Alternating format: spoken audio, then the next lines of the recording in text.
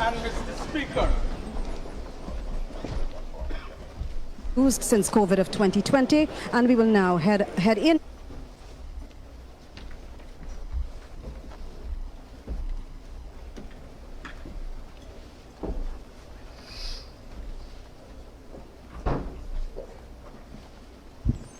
Thank you, honorable members. Please be seated.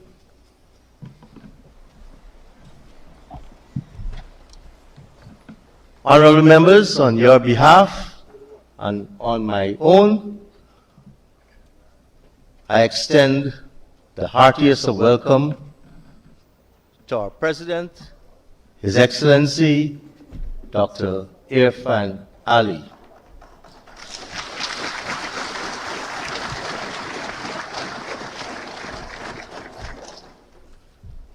Mr. President, it's an honor to receive you once again.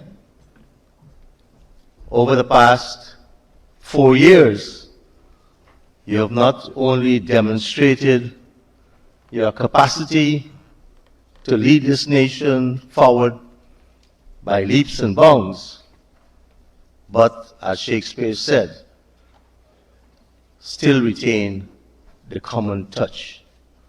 And so, Your Excellency, it's an honor for me to invite you at this time to address the National Assembly.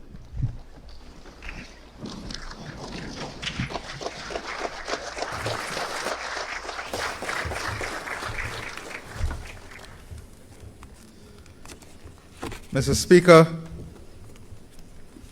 our Prime Minister,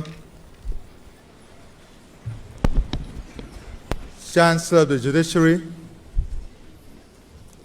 Vice President, members of Parliament, members of the diplomatic community, members of the media, fellow Guyanese. Today, I am pleased to exercise the right, indeed, the duty accorded to me under Article 67(1) of the Constitution of the Cooperative Republic of Guyana, which states, and I quote, "The President may at any time attend and address the National Assembly." As part of the nation's democratic covenant, this august assembly is tasked with the responsibility of passing laws, overseeing and interrogating government's actions and policies, and in representing and advancing the interests of the people. If the National Assembly is to effectively perform this vital task, then you, its members, must be apprised of the present and future plans and policies of our government. Today, I am here before you to unveil a comprehensive, brief understanding of the development trajectory for Guyana for the remaining years of this decade. A decade that is the most transformative and decisive in our nation's history. It is this decade that will irreversibly reshape the contours of Guyana's future.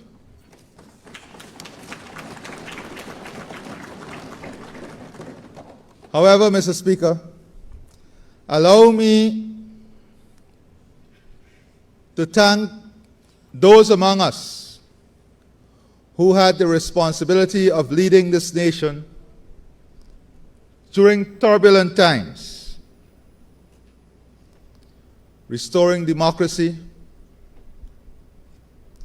building back from a heavily indebted country to a country with viability, and expanding our economy and positioning this country on the global scene without the resources of oil and gas. I think we need to applaud our leaders of the past.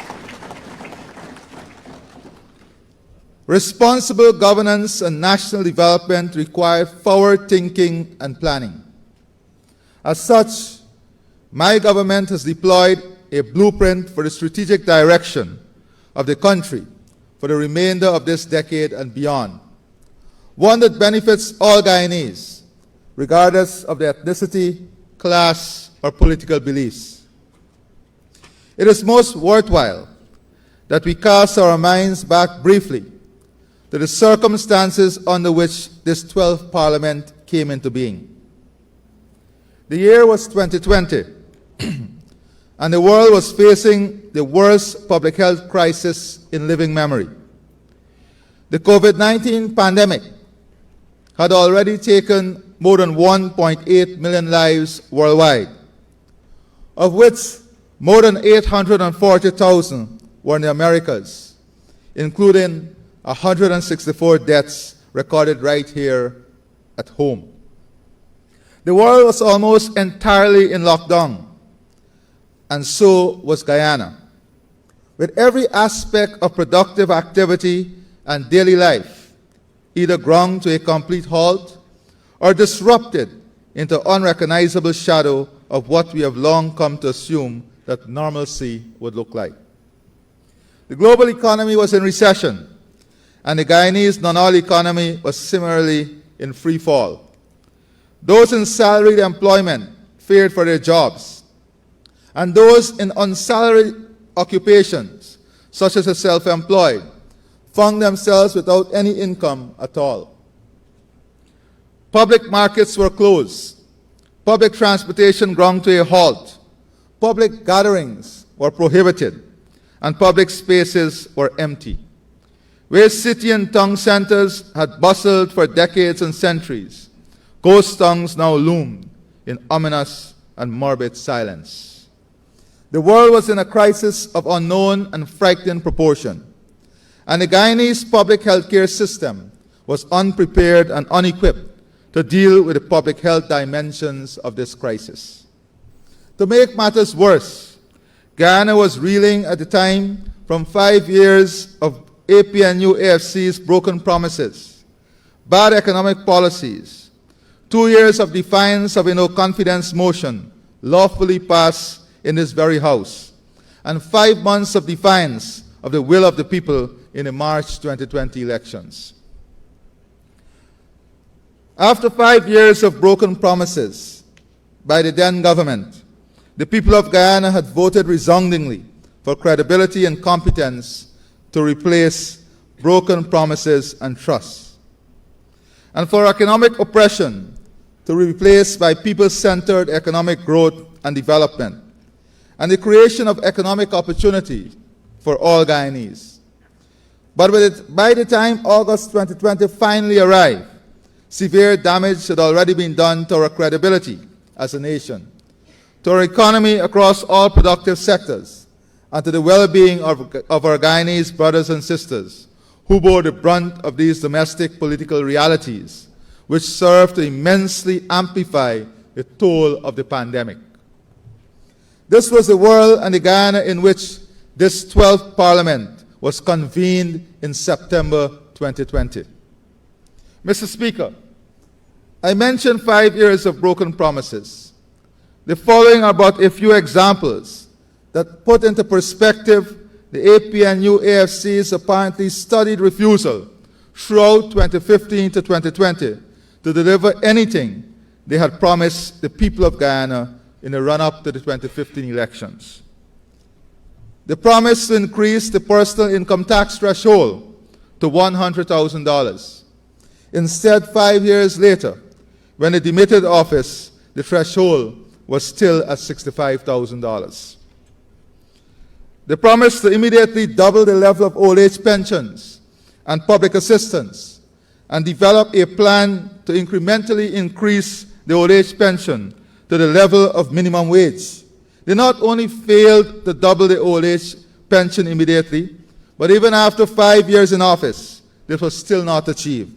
Further, they removed the electricity and water subsidy to pensioners, imposing further hardships to the elderly. They promised to immediately implement a phased reduction of VAT and the removal of VAT from food and other essentials. Instead, They imposed over 200 taxes and fees, including VAT on water and electricity, basic food items, and household necessities. They promised the liberalization of the telecommunication and ICT sector within the first 100 days. They failed to do this 5 years later. They promised to restore agriculture to its former vibrant self. Instead, in an act of unprecedented callousness, the agriculture sector was neglected and deliberately targeted for destruction. Approximately 7,000 sugar workers were shoved into the breadline. The rice industry was described as private business to deny its support, and drainage and irrigation infrastructure was all but totally abandoned. They promised to prioritize the rehabilitation of the Linden Highway. They failed to do this, and this critical project did not see the light of day until they left office. But the hardships imposed by the APNUSC on the people of Guyana were not confined to their broken promises.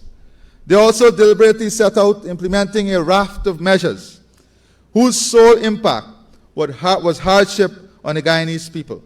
Some of these include stopping the Because We Care cash grant, halting the 1-month discipline services bonus, forcing contracted employees to be transferred to the fixed establishment, ban the importation of motor vehicles over 8 years old, slashing the ceiling for mortgage interest relief from 30 million to 15 million, and increasing drainage and irrigation charges and land rent by as much as 300%. Mr. Speaker, against the backdrop of 5 years of broken promises and callous hardships imposed on the Guyanese people, my government assumed office. Our immediate priorities were to keep the people safe from COVID-19, to rebuild trust in the political system, to equip an unprepared healthcare system to respond to the pandemic, to reopen our economy in a phased manner that would not jeopardize the safety of our people, and to reverse the hardships imposed on the Guyanese people during the previous 5 years. Mr. Speaker, in response to the COVID-19 pandemic, my government spent immediately more than $35 billion on correcting and outfitting the Linyandal facility, purchase and importation of PPE and testing kits, purchase and dissemination of COVID-19 vaccines, providing support to families. We did this because we care about the people. We did this to save life. We did this because this is what we are about as a government. Mr. Speaker, let me be clear. This people-centered policy-making matrix of the PPP civic government is one that always put the welfare of our people first.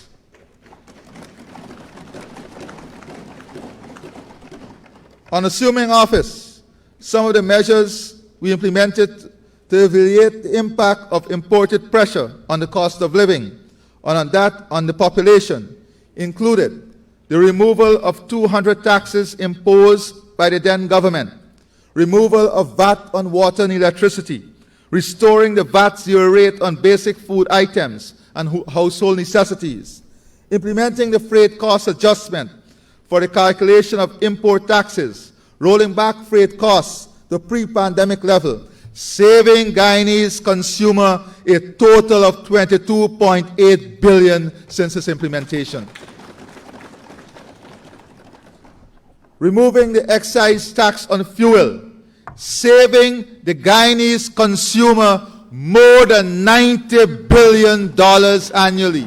Mr. Speaker, if we did not implement this measure, that would have been more than $90 billion of additional expenditure transferred to the consumer. We saved this transfer and preserved disposable income. That is what we did with these measures. Ensuring that higher fuel prices did not translate into higher electricity and water bills. Allocating $5 billion in 2022 to measures which include support to farmers, the one-off cash grant to households, totaling $1.2 billion, and the $1.2 billion support to our fisher folk. Allocating a further $5 billion in 2023 for additional cost of living support. The one-off cash grant to public servants that benefited 67,000 workers. The one-off cash grant to old age pensioners that benefited 72,000 pensioners. And a one-off $35,000 cash grant for persons with disability benefiting 19,000 persons. We allocated $850 million to support farmers through the procurement of fertilizer.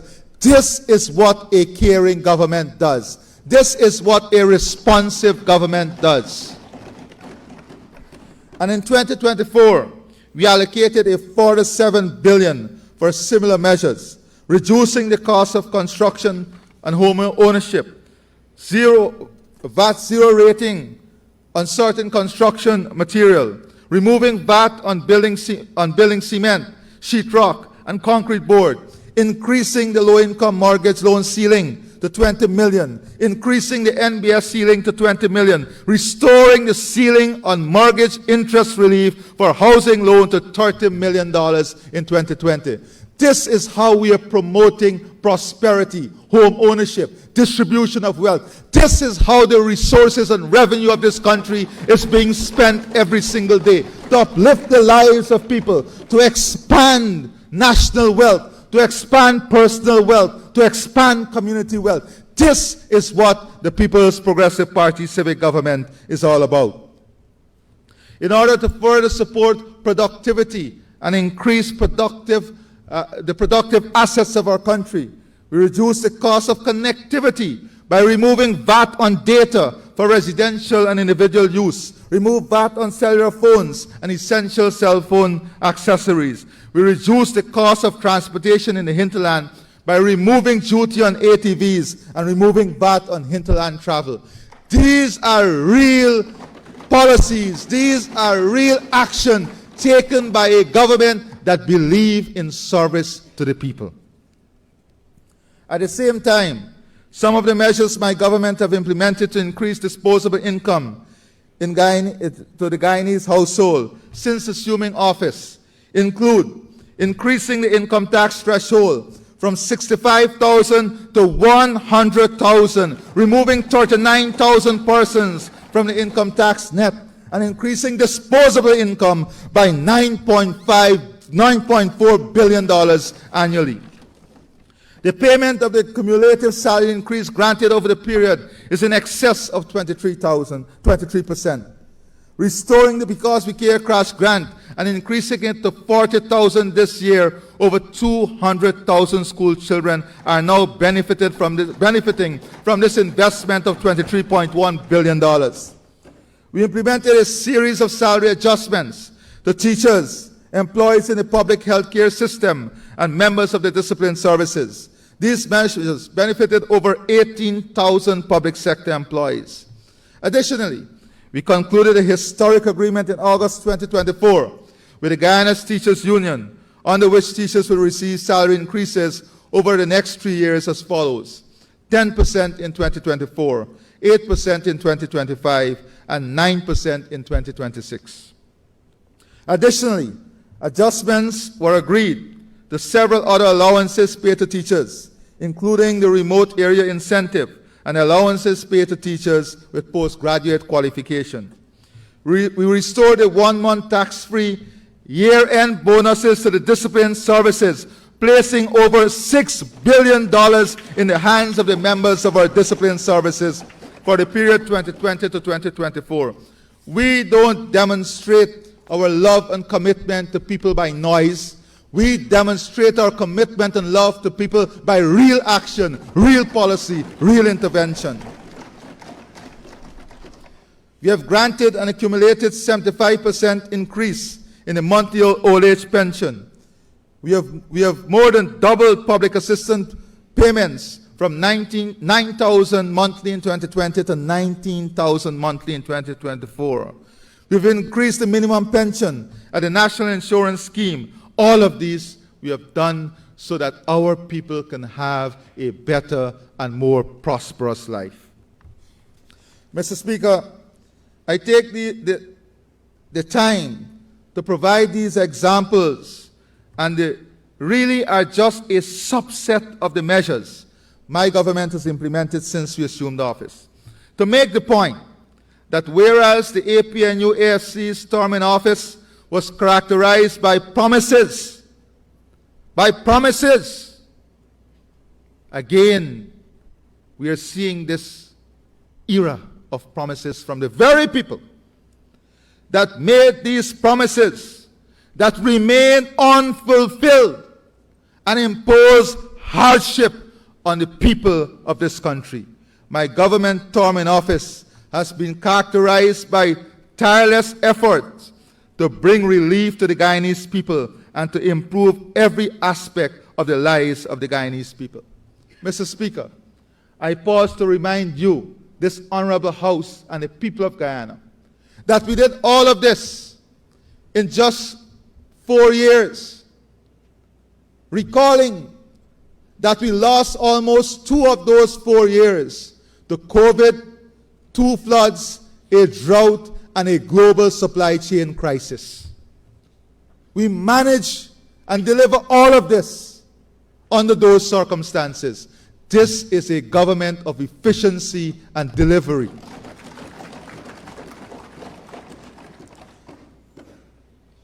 Mr. Speaker, trust and commitment means something to us. In response to the global cost of living crisis, the government has implemented a series of measures aimed at cushioning the financial burden on citizens and safeguarding the quality of life. The measures include, a few of them, restoration of zero-rated status on food items,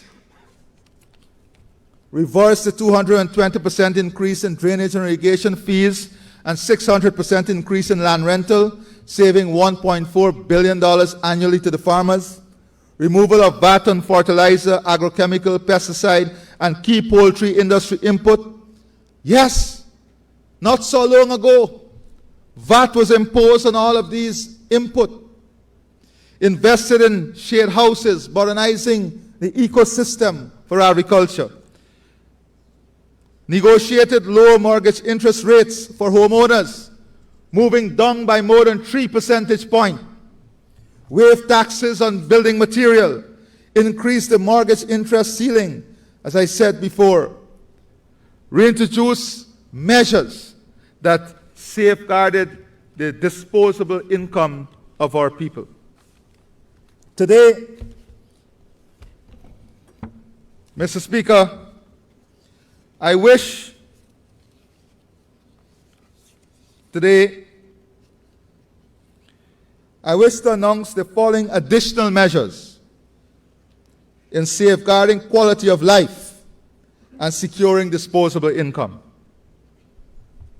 On top of all the measures we have already announced, I also wish to announce now a one-off cash grant of $200,000 to every household in Guyana.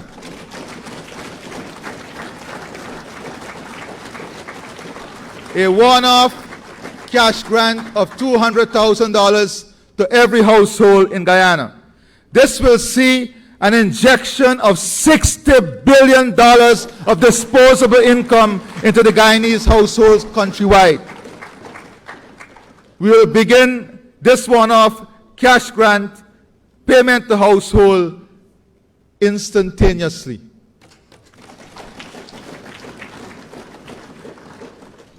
Further, in securing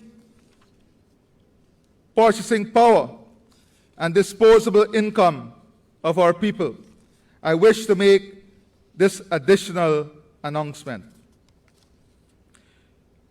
In addition to the various increases awarded to public sector employees over the years since we assumed office, including the special adjustments made to the salaries of certain categories of teachers, public health care workers, and members of the disciplined forces, I now wish to announce that by the end of 2025, no public sector employee will be working for less than $100,000 monthly.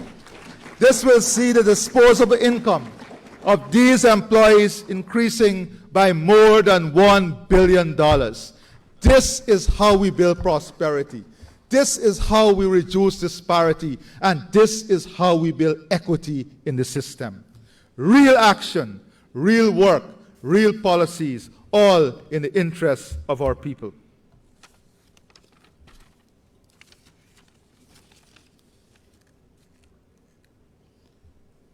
Mr. Speaker, Vision 2030 is not just a policy framework.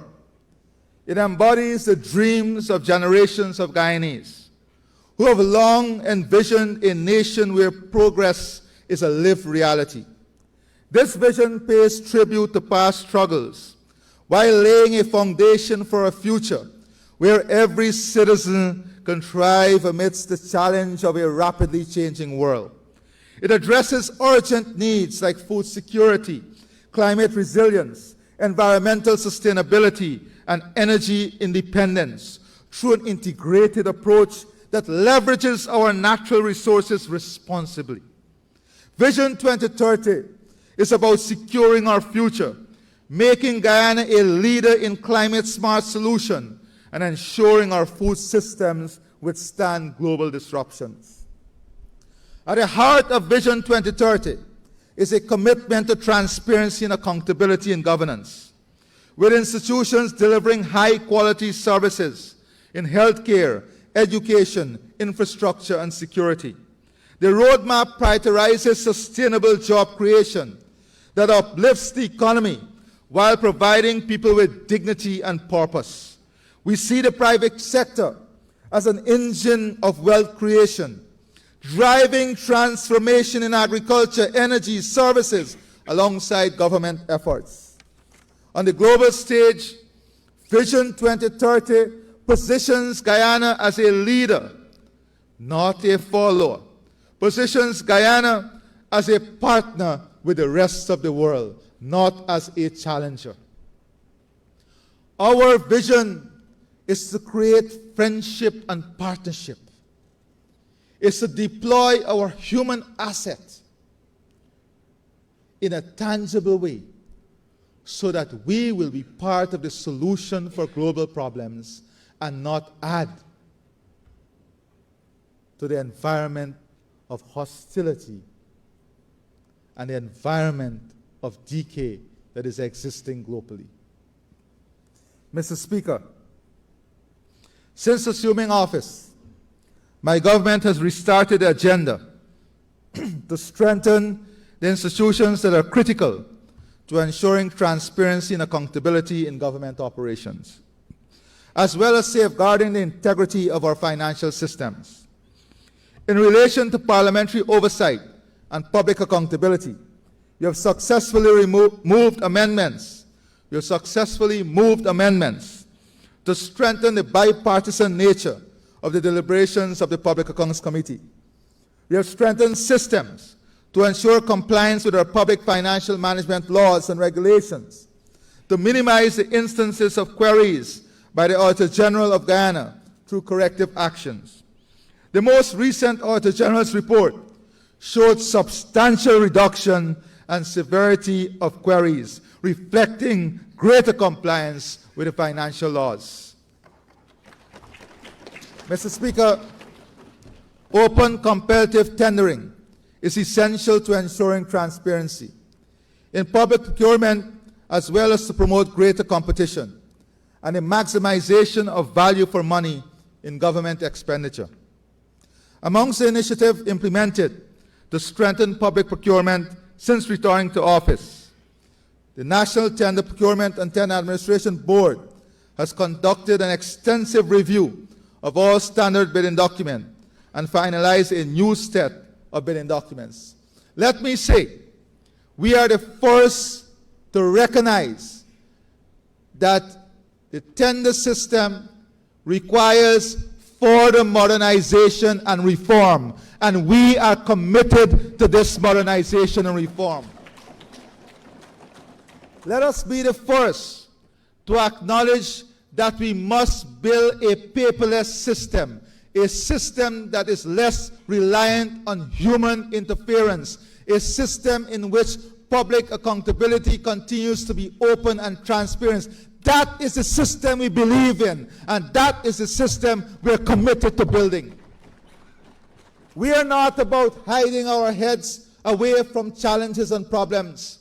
We are about confronting issues, confronting problems, but more importantly, finding the solution and building the institution to support the development trajectory of our country. Additionally, since our assumption of office, a new Public Procurement Commission has been appointed, and that entity has been discharging its important constitutional function as a rigorous and thorough manner. At the same time, a new bid protest committee has also been appointed as an additional layer of protection to safeguard the integrity of public procurement system. As we look ahead, and let me say, our commitment to expanding the procurement opportunities for every segment of the Guyanese population is second to none. Our commitment in encouraging incubation of new forms, new businesses, new service provider is second to none. And why do I say this? Because it's a matter of fact. Already, since we came into government in 2020, more than 3,000 new businesses have started supplying works and services to government in a wide range of areas. And whilst we are on the matter of reforming the procurement system, we recognize also that the system must support small contractors, regional contractors, national contractors, and that system must be skewed in such a way that these segment of service deliverers in the public procurement system are not locked out, but the system presents institutionally and systemically opportunities through which they can also evolve and be successful. That is how the system has to be built. That is how we'll build regional capacity. That is how we'll build national capacity. That is how we're going to expand national capacity. And we must not be in a position where the competition is within our borders.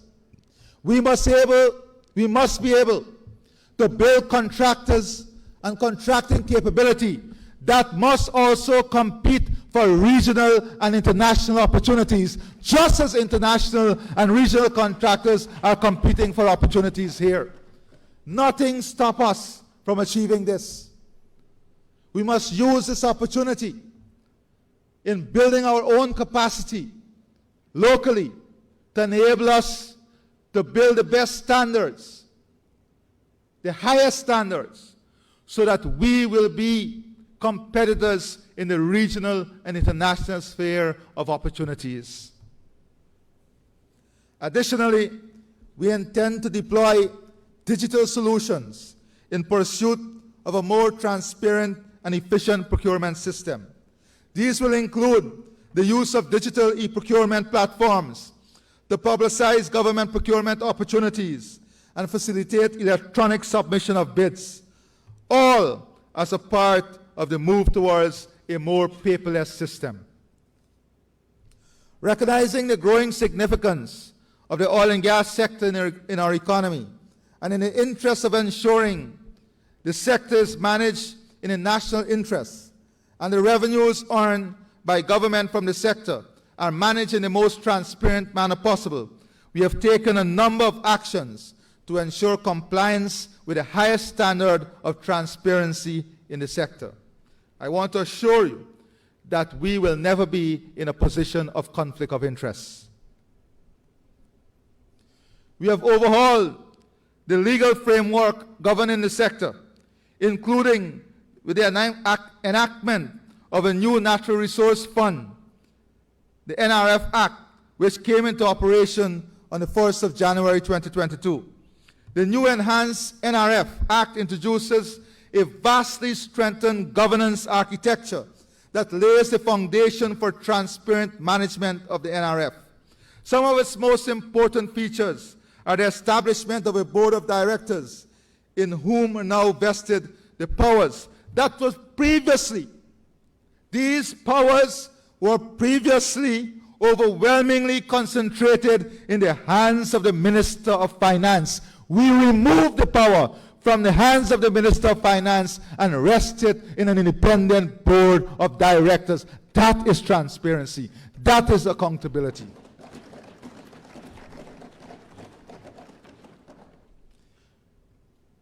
We have a system that now requires all petroleum revenues be deposited in the NRF to prevent the previous perversity whereby a signing bonus was siphoned off under the APNU AFC and hidden in a secret bank account that bypassed all parliamentary processes for scrutiny of public money.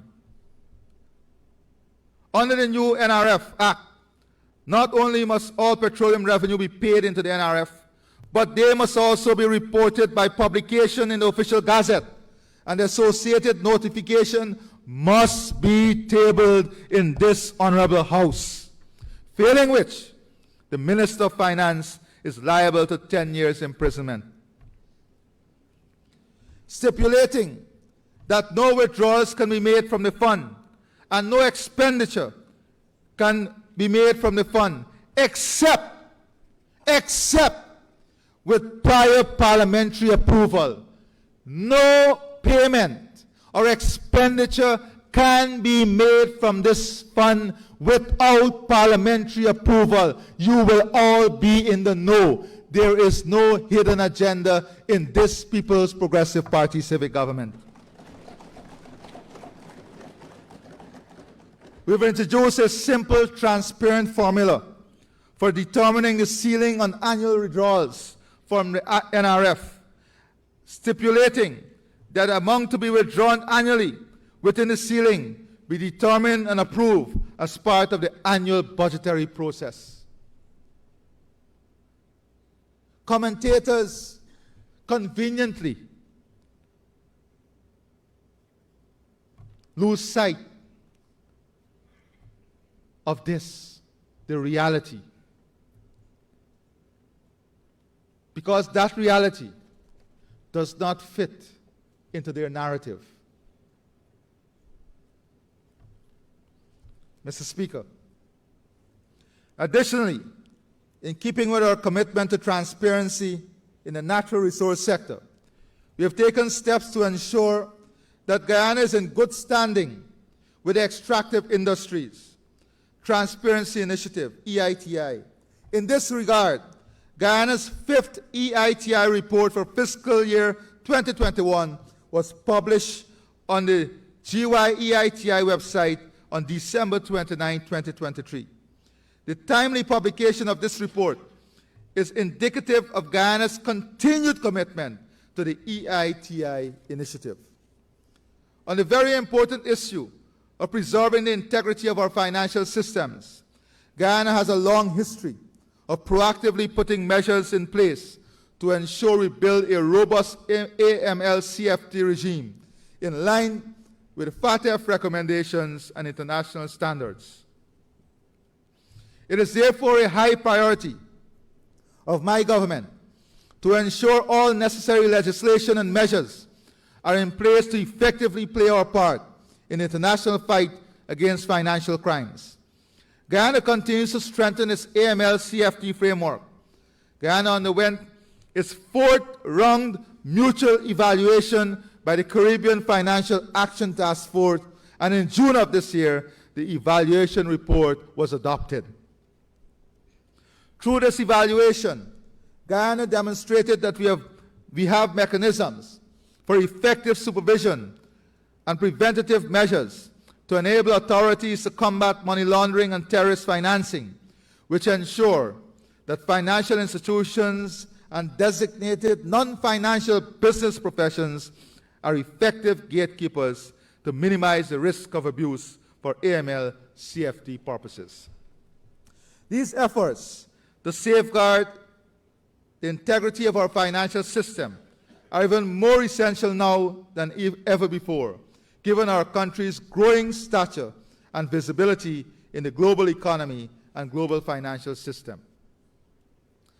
We are also pursuing reforms at the Guyana Revenue Authority as we seek to build an institution that is fit for purpose.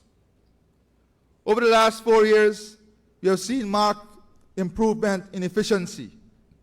We have commenced the building of a simplified policy and procedures framework in administering the country tax, trade, and border laws. We have invested in an IT infrastructure whereby taxpayers are able to utilize online payment methods.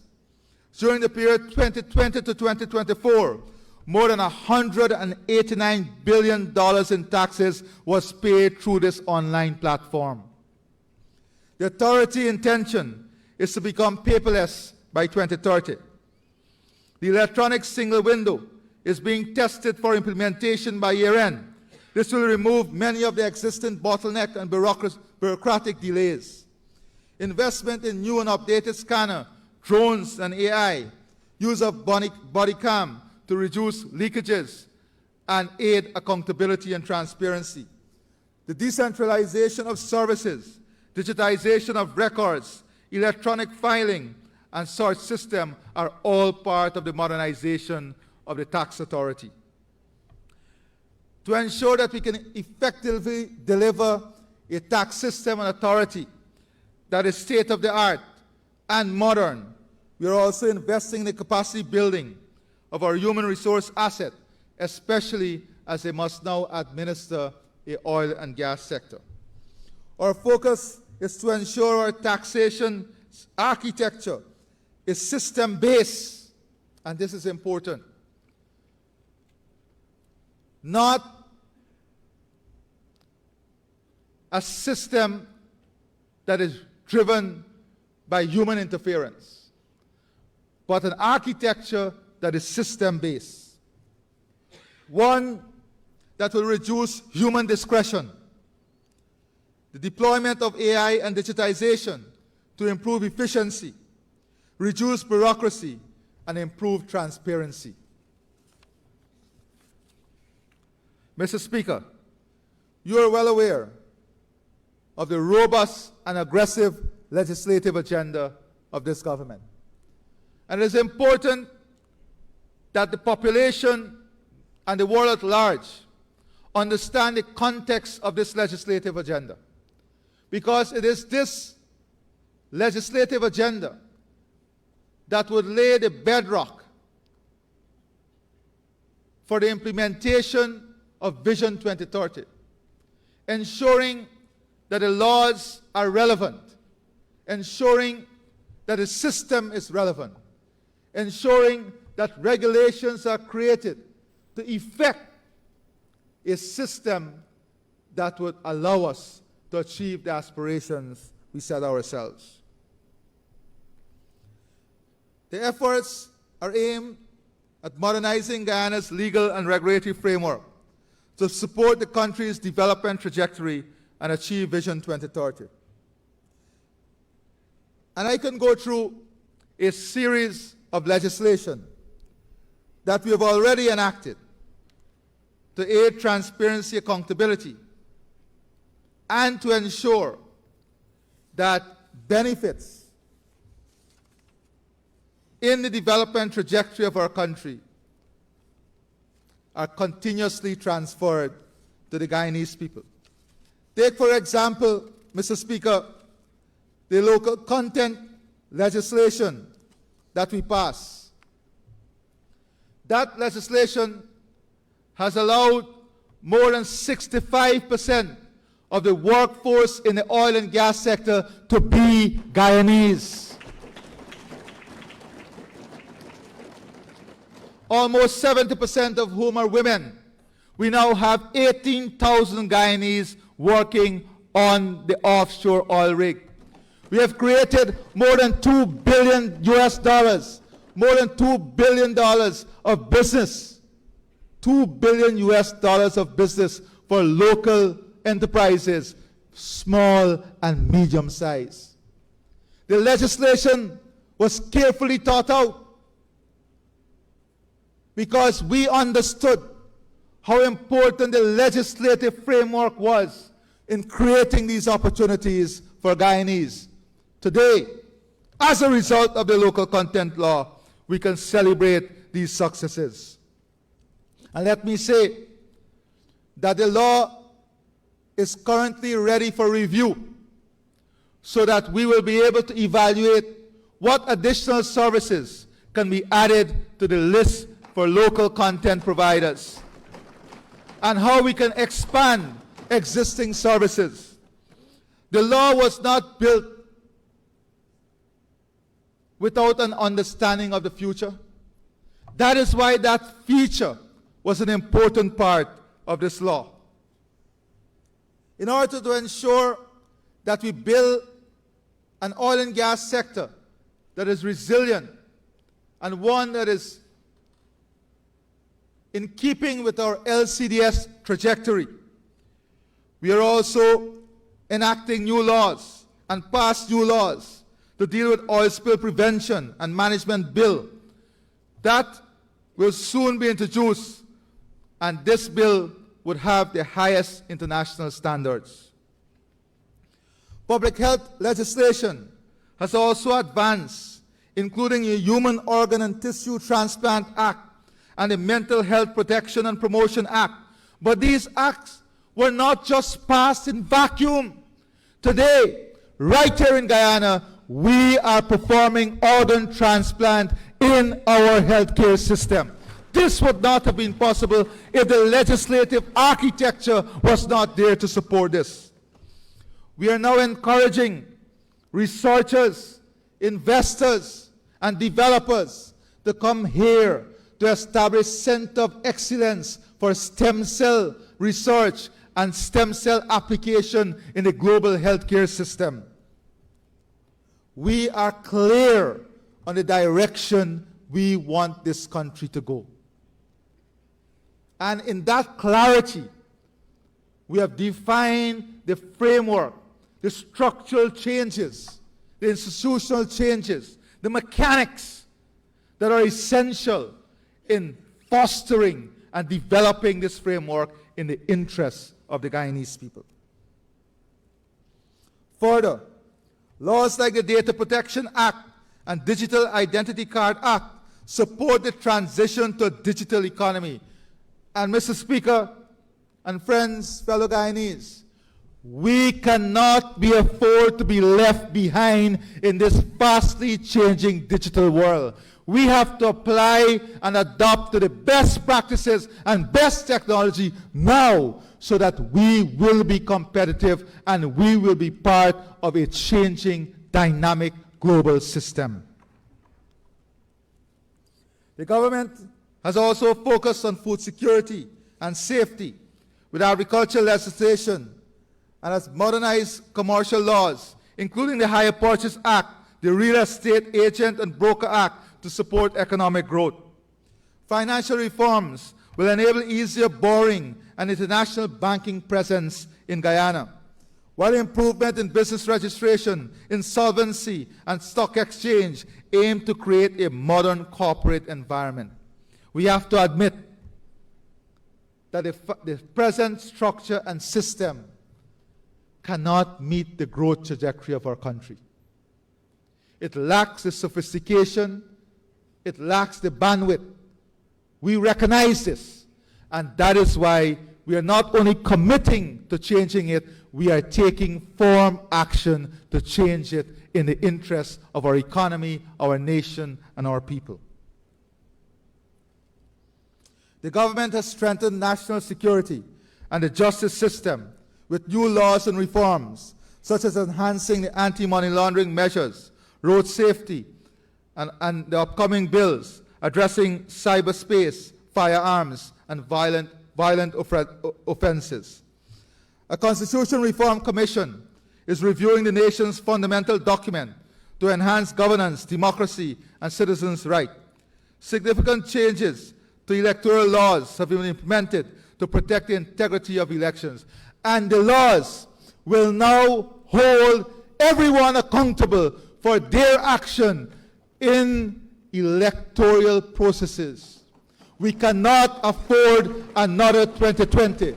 We cannot risk once again the credibility of this country. We cannot risk again the integrity of this country by a few who would like to see our credibility and integrity damaged at their own selfish desires. Despite these achievements, further efforts are needed, such as developing a modern regulatory framework for port facility to support the expanding maritime trade and tourism. Yes, and we know that Vision 2030 includes the building out of a maritime economy, one that must focus on the dredging of the Demerara River, one that will focus on the deepwater port, and all the additional development that is associated with such an investment. We are aware of this, and we are continuously working on implementing and ensuring the planning process to the achievement of these outcomes are in place. These legislative efforts are laying the groundwork for the robust, inclusive development that Guyana envisions will be enacted by 2030. For example, we have constructed a new comprehensive and modern regulatory network in respect to our port facilities to accommodate the massive expansion in commercial maritime activity. Port security and integrity is also key to this. And that is why we are working with our international partners, the US and the UK, in ensuring that we build a maritime sector that secures our port, that ensures the integrity and safety of our port, that ensures our port facilities are operating at the highest international standards. Mr. Speaker, maintenance of the rule of law and access to justice are fundamental prerequisites in a modern Guyana, which is in the making. As a result, from August 2020 to present, we have made billions of dollars of investment in the justice sector. We have built courthouses, appointed judges, magistrates, invested in technology, invested in research and development, training, all to ensure we have a judicial system that is functional, fair, and just. A functional, fair, and just judicial system must be one that is efficient, one that is reliable, one that is consistent, and one in which the population can repose great confidence in the manner in which it administers justice and delivers justice. These are important prerequisites for a modern economy in securing investment and sending the right international signals. Over the last year alone, we have appointed 12 magistrates, 3 land court judges, 10 high court judges. This is the most judicial appointment that has ever been made in our country's history, most of whom are female.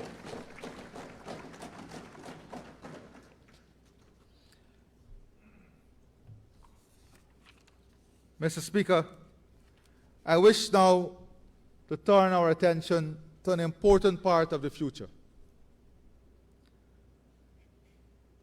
And this is addressing the digital economy.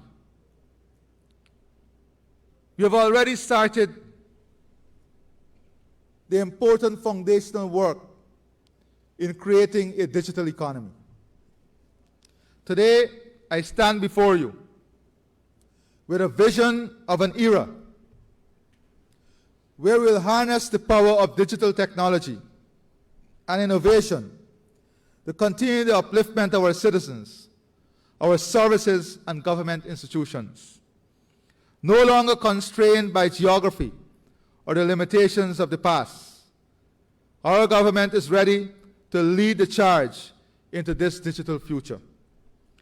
Digital Guyana envisions a thriving citizen-centric digital ecosystem that will enhance education, foster innovation, embrace digitization, and advance equity. Led by a robust infrastructure, we want to lead efforts in the delivery of effective, accountable, secure, and inclusive digital services across every sector. Mitigate the risk of being left behind globally and advance sustainable economic and social development in Guyana. My government's vision for a digital Guyana encompasses advancement and innovation in digital education, digital incubation, digital transformation, digital leadership, data sovereignty, and citizenship. Bringing digital education to our population has already commenced under our government with the launch of several programs, including the One Guyana Digital Initiative, where more than 2,000 Guyanese are focused on front-end and back-end technology with job placement opportunities on completion of training. This training is done free of cost. The 150,000 Guyana Coders Initiative, the Guyana Coursera platform, which was launched in March 2024, now gives 400,000 of our citizens free access to 6,000 courses at an annual cost of $1.4 million US. The grant of more than 29,000 scholarships online through the GOLD program, valued at $2.9 billion in the last 3 years. Importantly, 21,000 of those receiving scholarship of the 29,000 are women.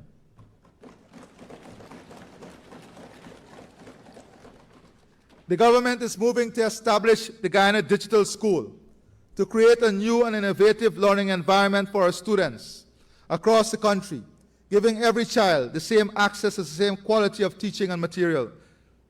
The digital school will be resourced like any brick and mortar facility, with the added benefit of using artificial intelligence to support the learning process. It will be equipped with the entire Guyana curriculum from nursery to grade 12, all textbooks and teaching materials online, tutors from country and AI to review assessments and generate development reports, online PTA meetings, online extracurricular activity. It will cater for teaching entrepreneurial, real-life skills and cultural classes, an electronic nursing and accounting school, remedial education in evenings and for adults, and most importantly, all the current assessment like NGSA and CXC. More importantly, in fulfilling our promise of ensuring our prosperity must rebound to the prosperity of this CARICOM region, this Guyana Digital School will also be available for CARICOM citizens.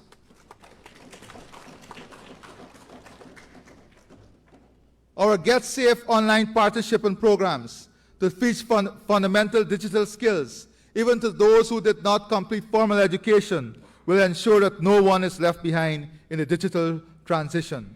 We'll continue the Gold Scholarship Program, invest in research and innovation, establish centers of excellence for digital research, promoting innovation and collaboration between academia, industry, and government. Already, we have interventions where all teachers are trained to use various ICT tools and strategies, providing schools with appropriate equipment and software, reforming school curricula for the development of ICT proficiency, providing incentive for training in ICT, and providing community-based training for the use of computers. Digital incubation is also an important part of the strategy. We are nurturing a culture of innovation through digital incubation, with the expertise of industry experts like John Chambers, the former CEO of Cisco Systems, and Haas School of Business, University of California. Our government will create an environment to help SME entrepreneurs use technology to build their startups and thrive both domestically and beyond. We want to create the framework and provide support for young people, women, and persons of determination to access funding, robust training, and global markets for the local products and services. establish smart villages to grow in our natural habitats, leveraging digital infrastructure and business model approaches. Engage the local banking system on how to further support this initiative. It should be noted, Mr. Speaker, that the local banking sector has been working with government to help SMEs and young entrepreneurs in many ways. For a matter of fact, we have seen a drastic reduction of interest rate for agro-businesses to 4% and 3.5% in some cases. This is not accidental. This is as a result of our policy intervention, of our policy direction, of our policy matrix that is encouraging investment, but more importantly, giving confidence in every sector of our economy. Mr. Speaker, through technology, our government is in the process of modernizing our industries to create more jobs, improve efficiency, and ensure sustainable growth. We are currently working with ICA to rehabilitate and restructure the Guyana School of Agriculture to create the first real-time data analysis center of excellence in agriculture within the region. We are working with our healthcare system to be powered by e-health technologies. We are also creating agriculture innovation hub with emphasis on research and development, digital agriculture, precision farming, and the use of advanced technology. It will have an agribusiness component to facilitate entrepreneurship, all of this with a focus on youth and women. Mr. Speaker, we have started using drones to help in the fields, to disperse seeds and fertilizer.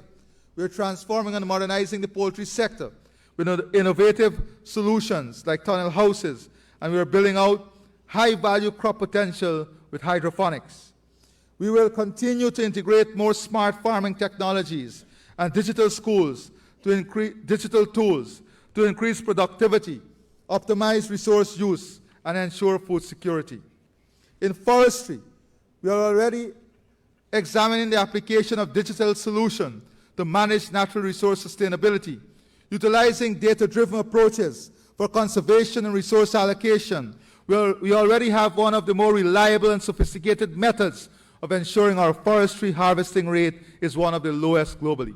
I'm giving these examples, Mr. Speaker, so that you and all members of this House and all of Guyana would understand the magnitude of work that has already commenced in the transformation of this economy. Many times, we do not get the time to discuss these ideas and policies and programs that we are pursuing to ensure we have a modern, state-of-the-art economy.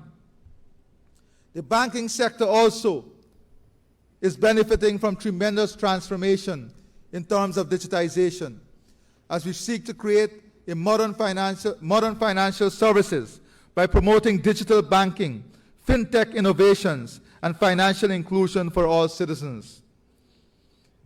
We are also working on the digitization of logistics and e-commerce, strengthening digital logistics network, creating the infrastructure to connect businesses and consumers more efficiently.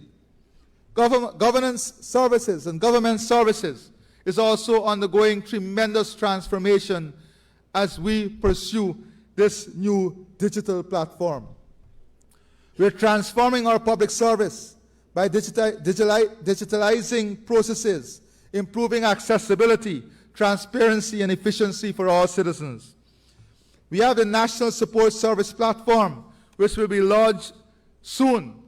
That would be an internal mechanism to test the level of service, to hold people accountable, and to ensure that investment we are making in public service is delivering the type of quality of care that we intend for it to deliver.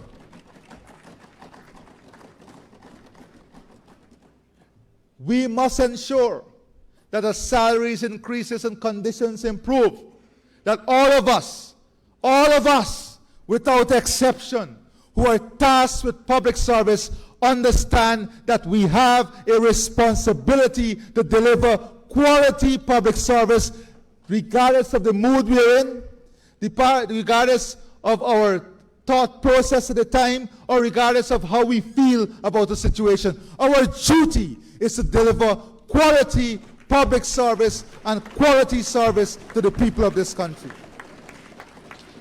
And the digital economy and digital system that we are building will hold people accountable to ensure that there is traceability for all our actions, there is traceability in the way in which we carry out public service. This is an important part of the service delivery we are building. Mr. Speaker, within the first weeks of government, we have liberalized the telecommunications sector and removed VAT on data, resulting in the cost of dedicated bandwidth decreasing by 95%. More fiber optic cables have terminated in Guyana, and Guyana is one of the first Caribbean countries to deploy 5G technology. These are accomplishments we should be proud of. These are accomplishments that we earned through hard work and sound policy making, and I congratulate all involved. We have built and operationalized 121 ICT hubs in the hinterland, with an additional 26 in progress. Mr. Speaker, we have one of the most aggressive and transformative digital economy in the world today. The level of aggression in which we are pursuing the digital opportunity is second to none. We've introduced the use of satellite connection to our digital broadband infrastructure throughout Guyana to ensure that all Guyanese, especially those in rural and remote areas, have access to reliable, high-speed internet and other digital services. In healthcare, we've introduced e-health services to improve healthcare delivery, data management, patient care across the country. Using technology, our vision is to make Guyana the epicenter of regional healthcare with advanced medical infrastructure, specialized treatment, research and innovation, referral hubs, access to education and training, and emergency and critical care. Mr. Speaker, we are also building the electronic health record, which will go live in 2025 and fully deploy nationally long before 2030. Telemedicine sites to date, we have 50 telemedicine sites to date. By next year, it will be expanded to at least 250 sites. And these are not only telemedicine sites to support healthcare in the region. These are also used as continuous education platform for health service providers. By 2025, all medical imaging will be entirely digital. The days of walking around with stacks of x-rays will come to an end, because all medical imaging will be entirely digital by the end of 2025. You'll have expansion of telehealth application, telepathology, teleradiology, expansion of the disease surveillance system, and digitization of the system. We'll implement a program to train people in health informatics and managing electronic health records. We'll also be utilizing AI in medicine to help read results and tests. We are building digital leadership that will put us at the forefront of global innovation. We will develop an artificial intelligence ecosystem that powers industry from agriculture to public safety, positioning Guyana as a leader in AI innovation. Mr. Speaker, these are the investments that are needed as we build a modern, robust economy, one that will be able to compete with any globally. Mr. Speaker, Guyana has commenced the mineral mapping project and our model will be one of the first of its kind in the world, where artificial intelligence and traditional techniques will be used to create a highly detailed map for mineral exploration, first in the world. This will allow miners to continue their business sustainably and open up possibilities for the exploration of critical minerals, including new areas of opportunities. Mr. Speaker, today I want to talk to you also about the potential of data centers. With the reduction in the cost of energy and the availability of energy, this now becomes an opportunity for us.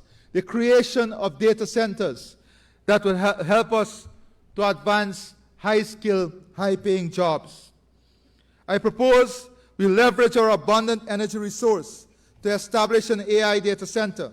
The global demand for AI and data processing is surging, as is the demand for electricity to power them. Guyana will benefit tremendously by using the electricity generated from our natural gas to power a world-class AI data center. I want to share the immense benefits that this development will bring to our country.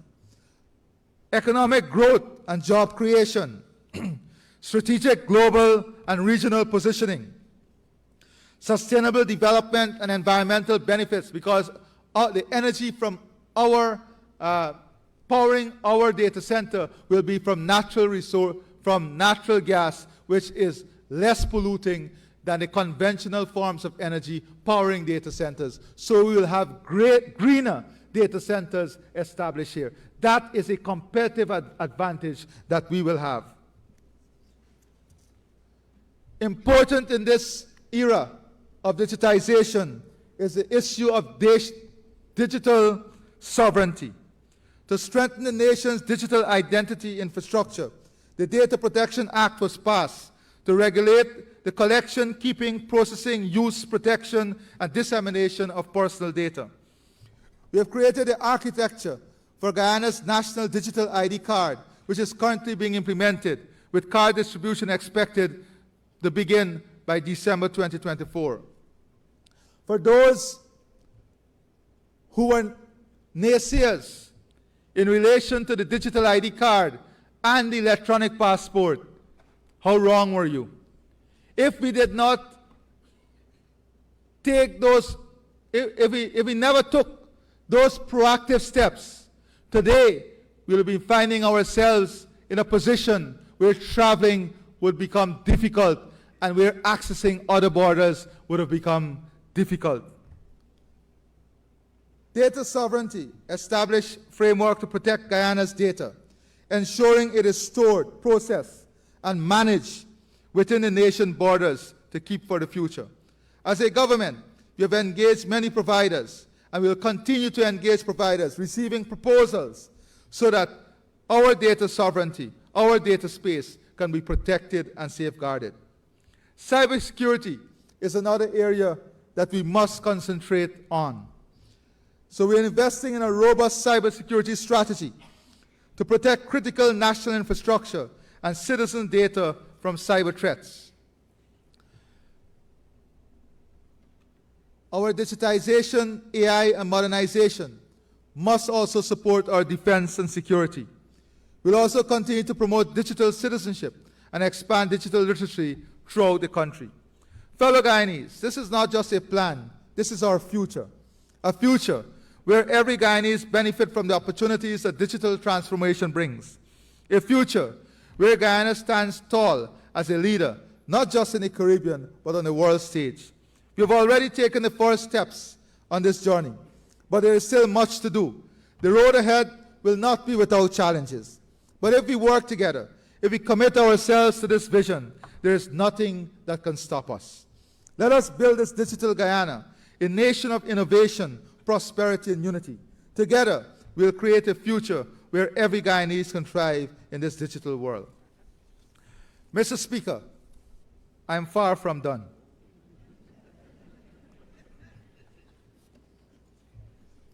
In building out this new economy, climate and biodiversity are key aspects of the future. I want to take this opportunity to laud our then President and the team for the creation and insightful thinking in the establishment of the low-carbon development strategy. Today, this expanded LCDS 2030 is our government commitment for integrated economic growth and environmental preservation, executed on a policy-based approach to fossil fuel use and climate finance. In particular, it focuses on Guyana's vision to create a global model for recognizing the essential role of tropical forests in the fight against climate change and biodiversity conservation. Since its finalization in July 2022, after a 7-month national consultation, notable progress has been made on our LCDS 2030 priorities. Mr. Speaker, Guyana potential earning value from its forest asset is estimated to be between US $45 and $55 billion annually. That is the earning potential of this resource. Building from the 2019 Guyana-Norway Agreement, which saw Guyana earn $227 million US for the period 2009 to 2025, we have achieved the world's first jurisdictional scale carbon credit under the R3 standard, enabling credit to access voluntary and compliance market, the world first. Secure the largest forest carbon credit sale to ever take place in the world, amounting to US $750 million. Received as of September 2024, US $237 million, and 100% is being invested back in the people, back in our communities. A guaranteed 15% is self-managed by our indigenous communities who choose to opt into the program. Every single indigenous community will benefit from this 15% direct transfer. Between 2023 and 2024, the indigenous communities received almost $10 billion of payable proceeds. In 2024, they received not 15%, 26.5% of the proceeds received, ensuring that they did not receive less money than they did last year. A further global milestone was reached in mid-2024 when Guyana's credit became the first in the world to be eligible for Phase 1 of the United Nations Emissions Reduction Program for the aviation sector. This is now paving the way for new sales.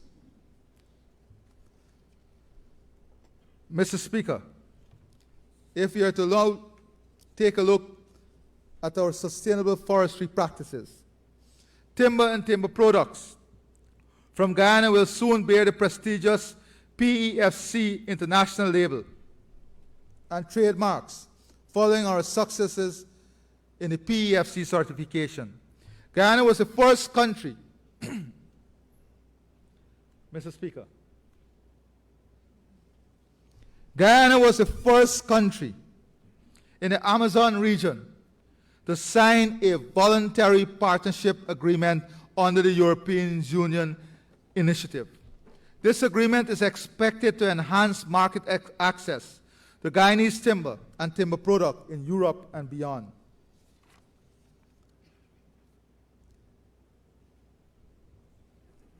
Cumulatively, these investments from the LCDS are the largest spent on climate resilience in Guyana's history.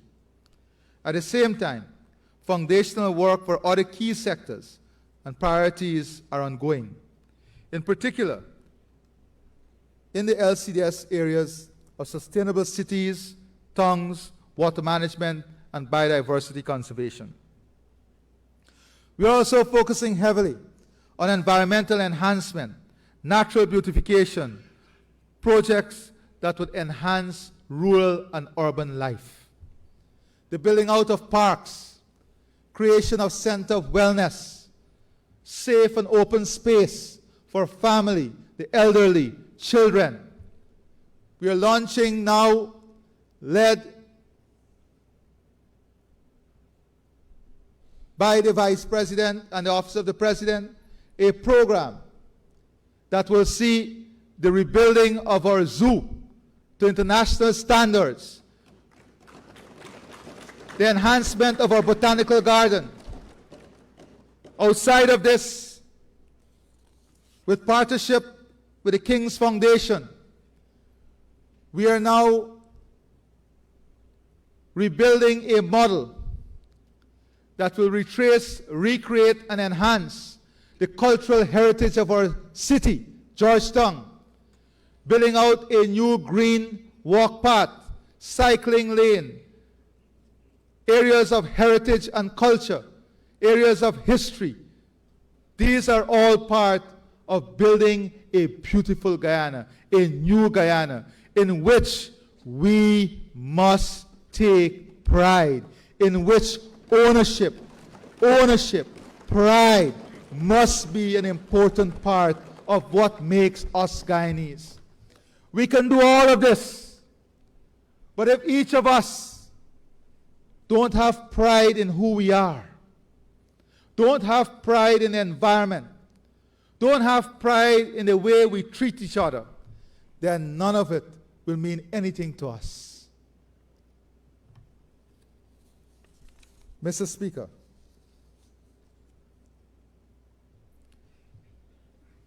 in building out this new city, not only are we looking at the beautification, but we're also working on a new drainage plan, enhancing the drainage capacity of our city, a smart code to guide sustainable urban development, 2 demonstration neighborhood plans, a comprehensive heritage and conservation plan, a greenway strategy, and modernized urban maps.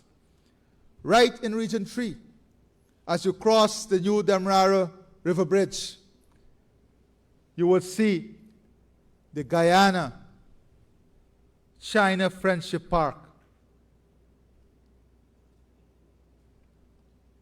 Modern, green, innovative, safe, friendly, and family-oriented.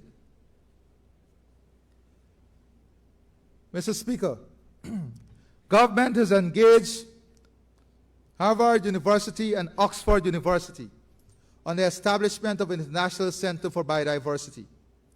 The focus of such a center will be to support Guyana's effort in protecting and restoration of critical ecosystem, expansion of Guyana's offering for natural-based solutions beyond carbon, and advancing Guyana's progress towards a global target of conserving at least 30% of the planet's lands and ocean by 2030. The next phase of technical work on sustainable urban development, water management, and biodiversity conservation will be complete in early 2025 and will pave the way for further stakeholder engagement and consultation. Guyana has called for a global coalition focused on advancing biodiversity conservation, supported by the launch of the Global Biodiversity Alliance Summit in the first quarter of 2025. The areas of focus of the Alliance would be creating a market for biodiversity credits, scaling biodiversity conservation debt swaps, accelerating biodiversity bonds, blueprint for biodiversity taxonomies, promoting nature-positive action. The Blavatnik School of Government at Oxford University will be working with the GBA to help develop the financing models and mechanisms envisioned above. The vision of the Global Biodiversity Alliance is to unite large stakeholders worldwide in a concerted effort to preserve and restore biodiversity for future generations. By fostering collaboration across sectors and regions, I am pleased to advise you, Mr. Speaker, that Guyana is taking the lead in the Global Biodiversity Alliance.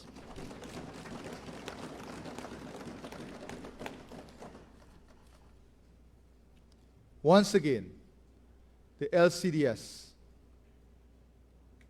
is powering our international diplomacy. As a holistic, comprehensive, sustainable, resilient model for development and growth.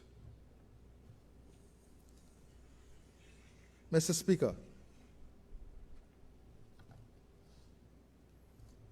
our food ecosystem, note, beyond the agriculture sector, our food ecosystem has benefited from tremendous investment. Our investment over the past 4 years to build a food ecosystem that is resilient and sustainable has been unmatched. The food ecosystem must be able to deal with climate, trade, transparent obligation, transparent processes, transport and logistics, storage, markets, yield, productivity, research and development, human resources, and agriculture practices. As you see, agriculture is one component of the food ecosystem we're developing. The food ecosystem is a much wider, complex undertaking that includes financing for agriculture, that includes insurance for agriculture, issues of climate change. It is about bringing together all the factors to ensure a viable food production and ecosystem.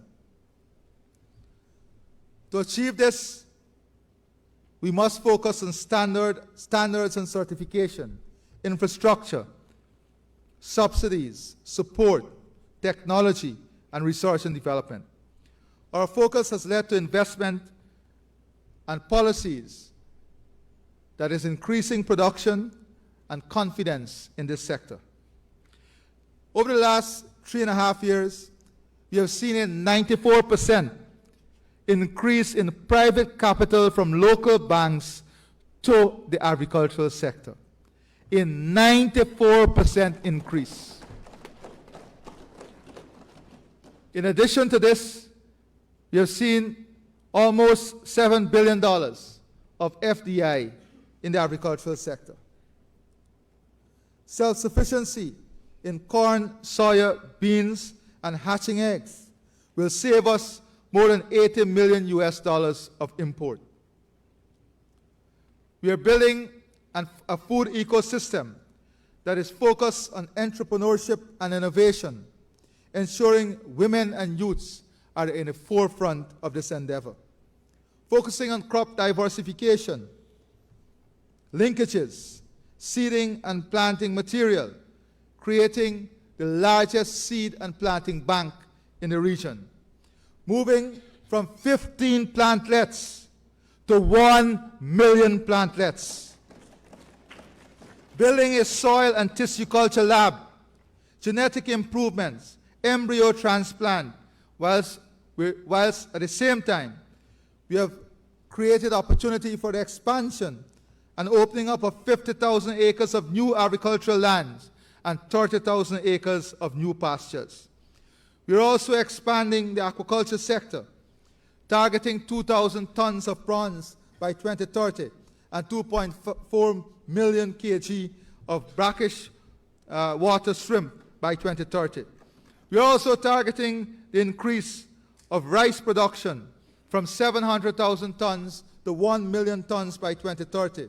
Investment in the honey industry. By the way, we are also looking to increase yield from 5.9 tons per hectare to 8 tons per hectare by 2030. Already, we have seen an improvement from 5.9 tons per hectare to 6.6 tons per hectare now. Mr. Speaker, you must be comforted, you and this House must be comforted by the level of accountability that we are demonstrating to the people of Guyana. You must be comforted to know that the resources passed in this National Assembly and invested in the different sectors are bearing such results.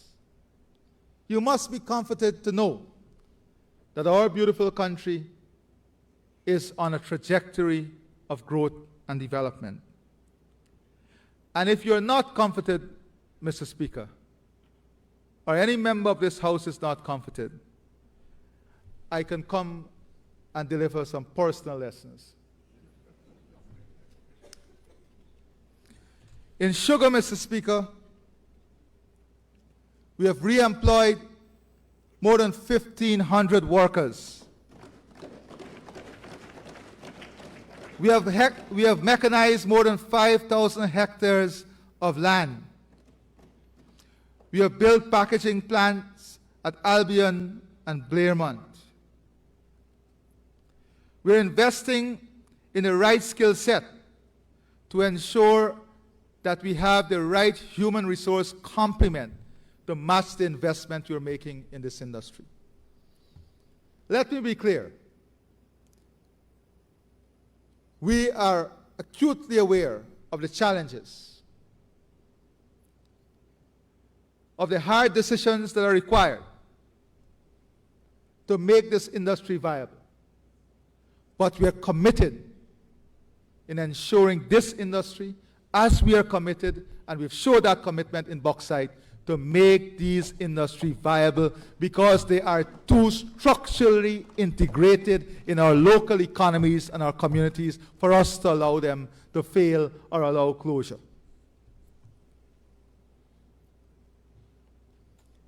To support the food ecosystem, we've increased investment in D&I by 760%. We have built almost 400 kilometers of farm-to-market access roads. And Mr. Speaker, now, in order to further boost production and investment, I wish to make the following announcement. My government has restored agriculture and food production as a major centerpiece of our non-oil economy. Already we have witnessed the returns to the investment we are making. Given the importance of the poultry meat sector in agriculture,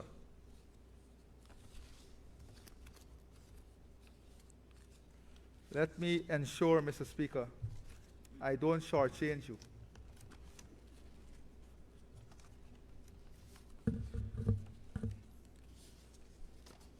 In order to support the poultry sector, Mr. Speaker, and to realize the aspirations we have for this sector, it is important that we make some further adjustments. We will be introducing in the next fiscal year new rules that will allow for accelerated depreciation of capital investment by poultry farmers. This will reduce the effective cost of investment in the sector and incentivize ramped-up investment and increased production. We intend for Guyana to be a poultry meat-producing capital of the Caribbean.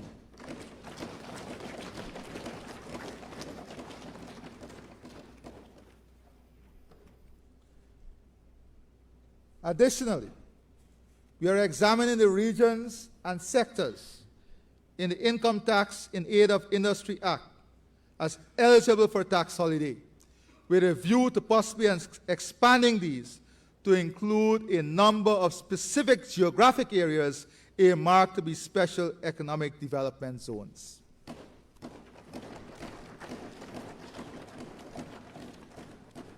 Mr. Speaker,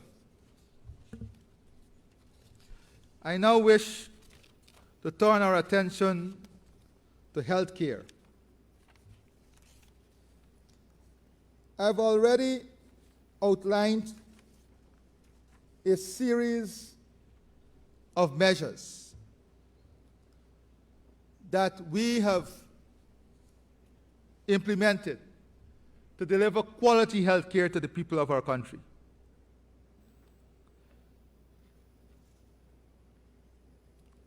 We're investing in the development of a healthcare system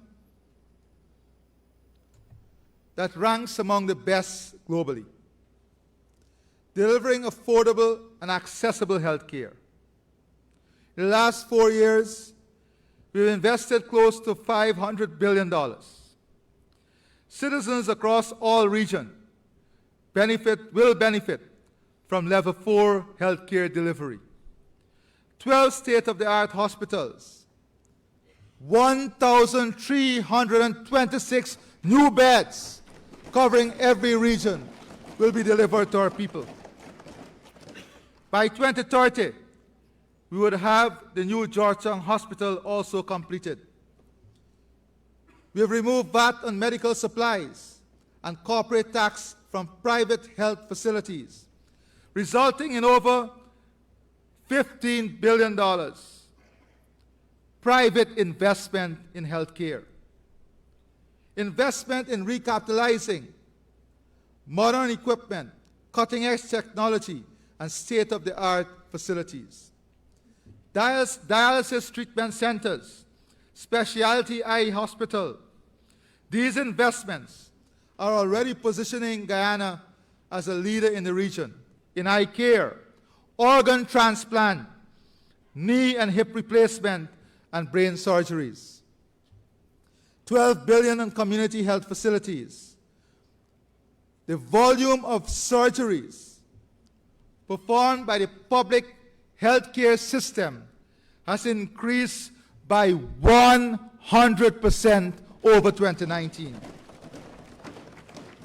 More than 22,000 surgeries are now completed in the public healthcare system.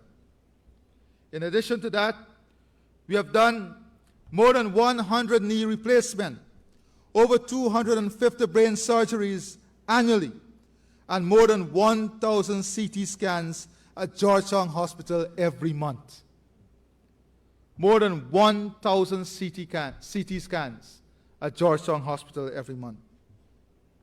More than 8,500 persons benefited from medical treatment, such as heart bypass, radiotherapy, prosthetic, burn therapy care, and more importantly, 85 to 90% of drugs and medical supplies are now available in our public healthcare system.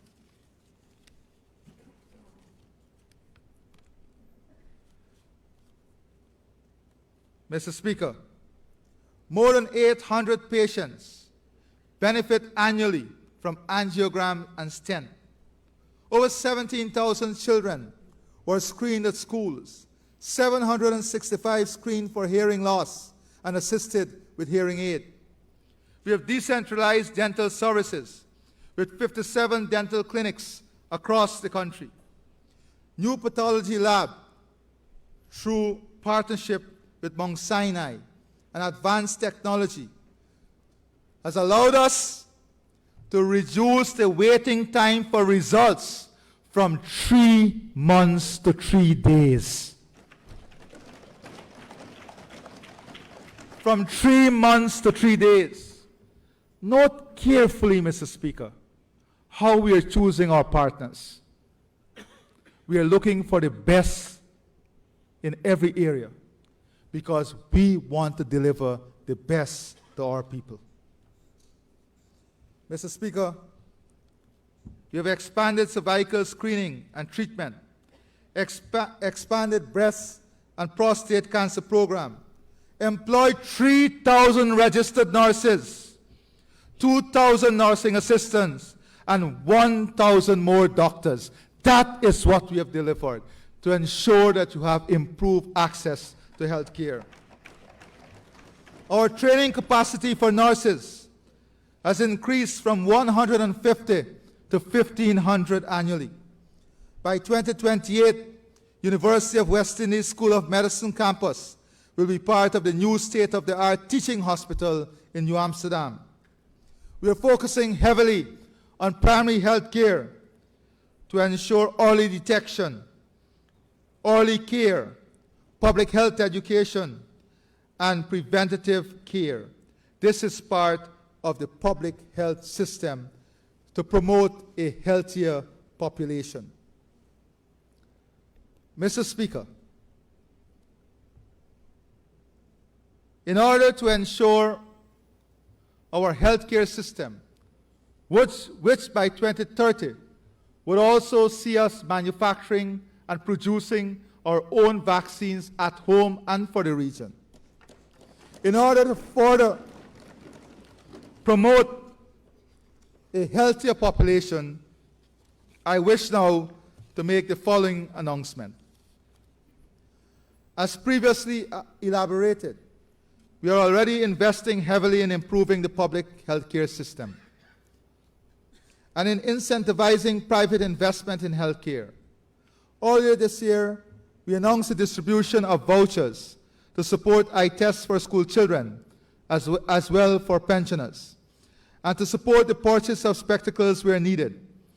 We also announced the distribution of vouchers to support women the age of 21 in obtaining a screening test for cervical cancer. I now wish to announce that we will be introducing in 2025 a universal healthcare voucher of $10,000 per child to help finance the cost of basic menu of tests, to establish baseline health data, and to identify early warning signals so preventative action can be taken to avoid the onset of the main non-communicable disease. We anticipate that this measure will benefit as many as 500,000 persons countrywide and will therefore constitute an investment of $5 billion in the health and well-being of our population. $10,000 per person. $10,000 per person. This universal health voucher would help us as we work to build a healthy, strong, and resilient population. Mr. Speaker, I now wish to turn your attention to education. In the last 3.5 to 4 years, we have built 42 new nursery schools, 16 primary schools, 23 secondary schools. We have maintained and rehabilitated more than 355 nursery schools, 400 primary schools, and 117 secondary schools. We have focused on special needs education with the first 49 graduate teachers in this field now in the school system, and a further 102 under the Gold Scholarship Program. We are also focusing on e-education, smart classroom. The Learning Channel has allowed us, all of this has allowed us 91%, has allowed us to take education, quality education, to 91% of hinterland and riverine communities. We are on track to achieve universal secondary education by the end of next year. We are also focusing on investment in sports, TVET, arts, digitization, innovation, AI, entrepreneurship, wellness and mental health, teachers training and welfare, facilities improvement and management. Between 2020 and 2023, Mr. Speaker, 446 teachers from the hinterland graduated from college. 446 teachers from the hinterland graduated from the Teachers Training College, while a further 598 are currently enrolled, almost 6 times the number trained between 2015 and 2020. We want our schools to be inclusive and safe, fostering an environment of mentorship, delivering quality citizens, and focusing also on civic education. To further expand education and enabling access for all, I now wish to make the following announcement.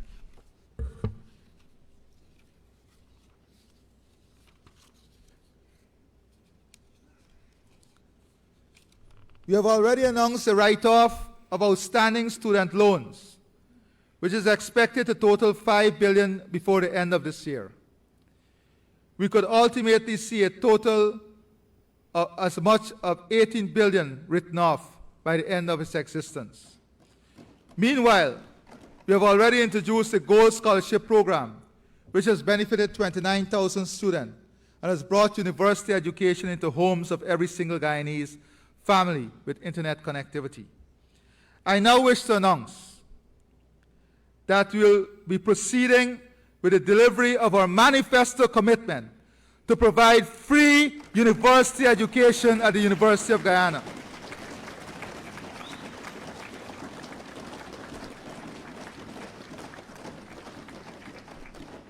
Mr. Speaker, in the interest of the children of Guyana, I pause for greater recognition from this House.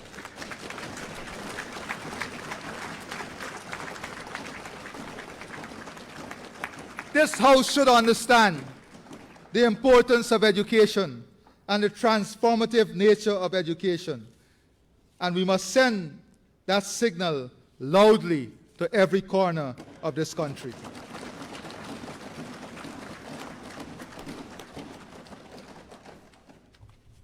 Mr. Speaker, accordingly, starting from January 2025 semester, tuition fees will be completely abolished at the University of Guyana.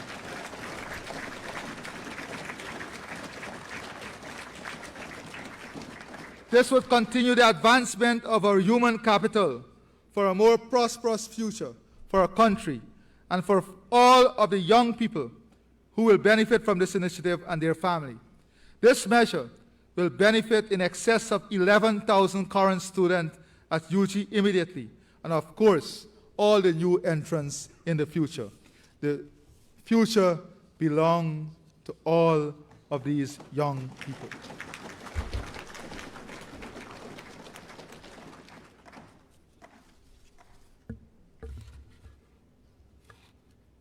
Mr. Speaker, that initiative would cost us in excess of $18 billion.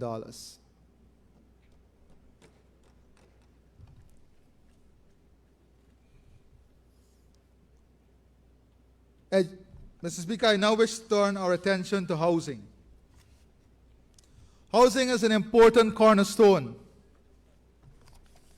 Housing is an important cornerstone of our National Development Trust.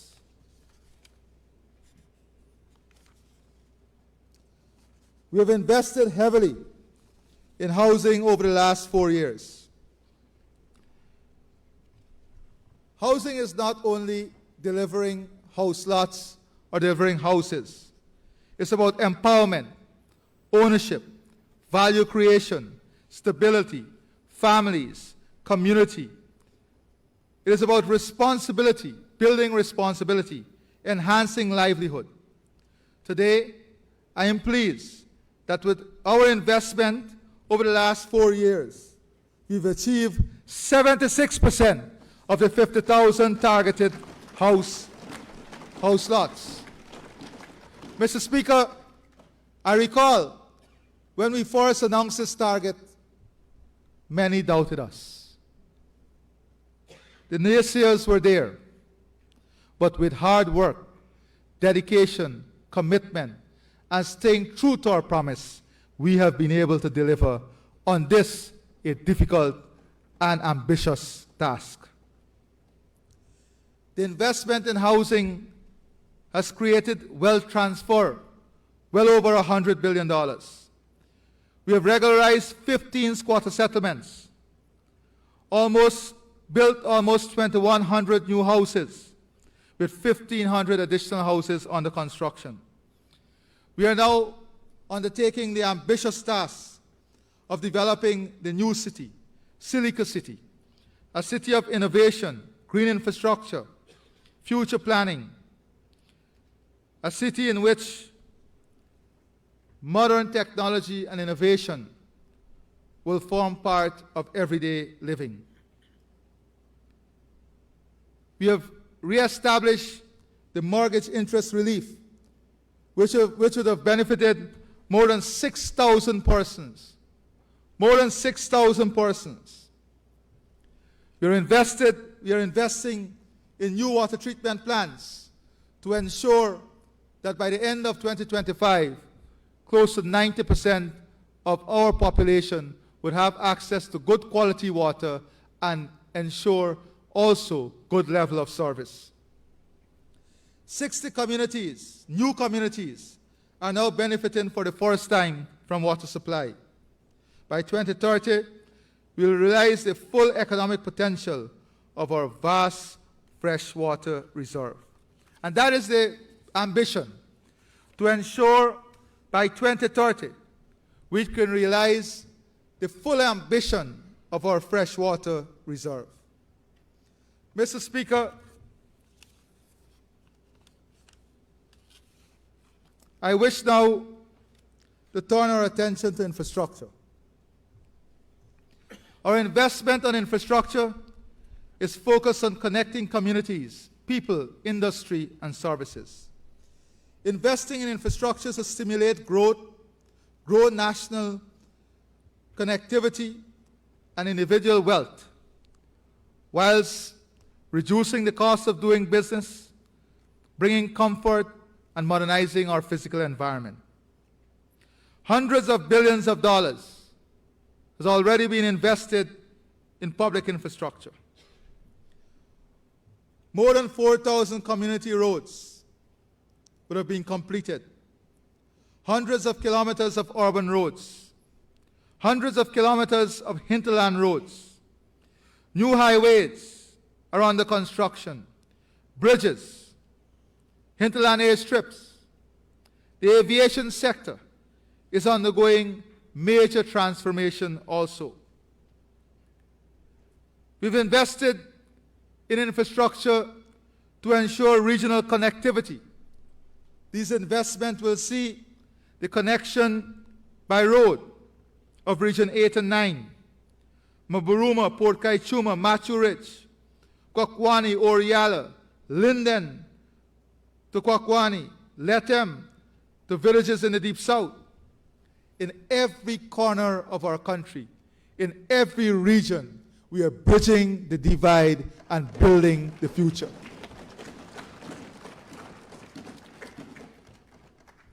We are also investing in an efficient river transport system.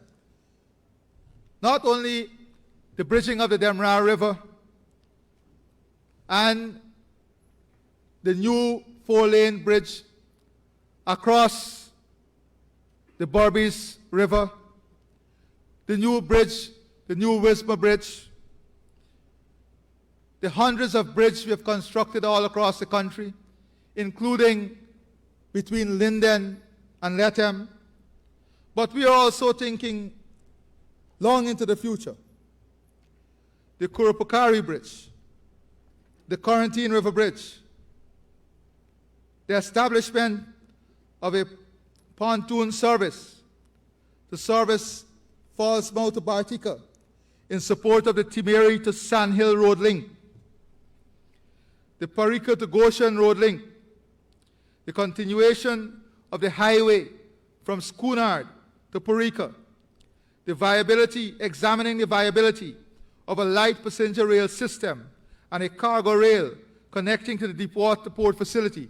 These are all plans being examined and underway in fulfilling Ambition 2030 and Vision 2030. Mr. Speaker,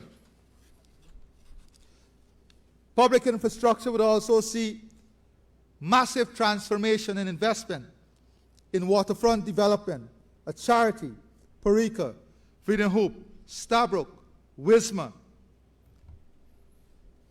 the Berbice River. We are rehabilitating all landing facilities along the Demerara and Berbice River, linking them to expanded production opening up opportunities for tourism, and we'll be investing in both transport to support the productivity and production of produce from the Berbice and Demerara River so they have easier access to markets.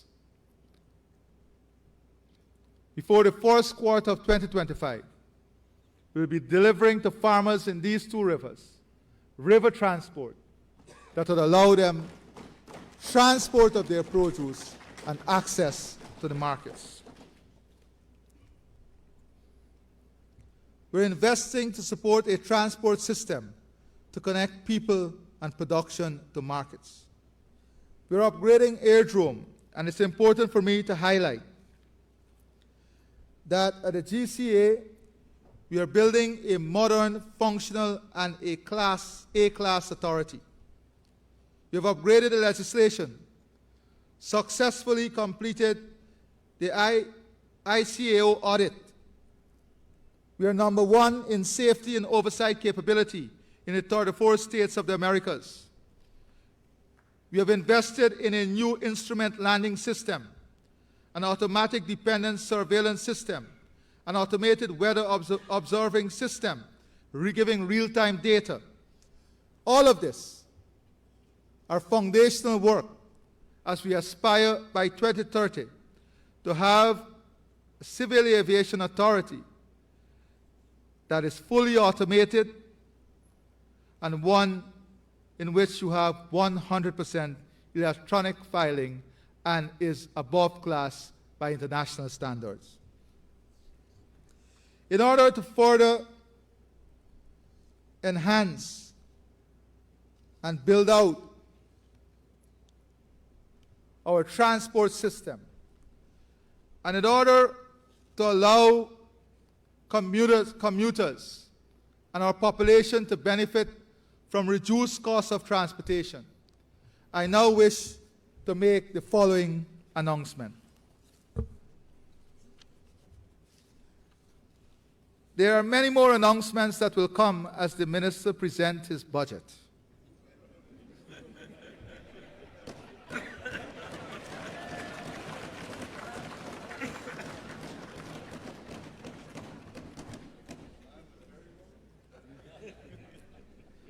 As I have already elaborated, my government has been investing heavily in transport infrastructure, including to improve ease and convenience to commuters. The new highways that we have built on the east bank of Demerara, for example, have already saved us millions of man-hours, which translated direct monetary benefit as well as a substantial quality of life improvement. Every day, we receive text messages thanking the government for the investment in these highways.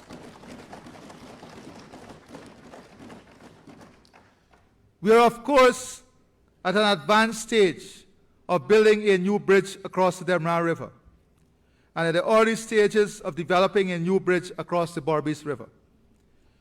While the aim of further reducing the cost of commute, especially for the thousands who cross the Berbice and Demerara rivers daily, when the new Demerara River Bridge is completed and brought into operation, we will abolish the bridge tolls on both those rivers. We will abolish the bridge tolls on both the Berbice and Demerara River and the Wisma River. This will save commuters in excess of $3.5 billion annually, and that is taking today's use. With these announcements, the use of these facilities would obviously increase and expand rapidly.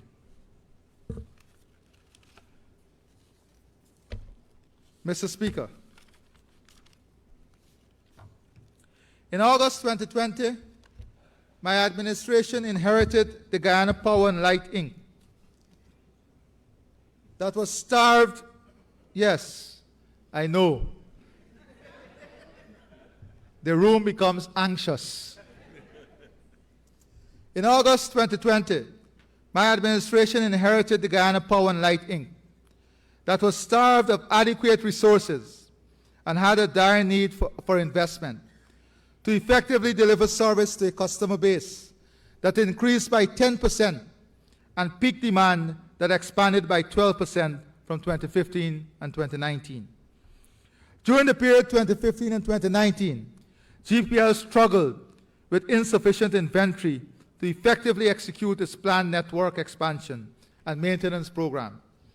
With respect to the operation of the grid, this challenge was further exacerbated by the insufficient investment in generating capacity and the maintenance of existing generator units. This resulted in significant system disturbances and frustrations to customers. Since 2020, the government has invested a sum of $28.1 billion in expanding Guyana's generation, transmission, and distribution system, adding 127.7 megawatts of generating capacity to the GPL grid to keep pace with a 64% increase in peak demand and 19% increase in customer base since 2019. Our investment in the sector is 173% higher than the $10.3 billion made by the previous government, of which only $4.1 billion was invested in 17.4 megawatt of additional power, which, by the way, we brought into operation. The investment in the electricity sector by my administration included expansion and upgrade of the distribution network, substations, installation and replacement of more than 100,000 meters, as well as close to 4,000 transformers, and laying almost 2,800 kilometers of distribution network, and expanded and upgraded 3 substations. Since 2020, we have provided electricity to 27 communities that were not previously served and upgraded. Since taking office in 2020, the government has maintained the same electricity tariff despite substantial increases in fuel prices. In 2019, the weighted average fuel price was US $64 per barrel, compared to the current average price of US $104 per barrel.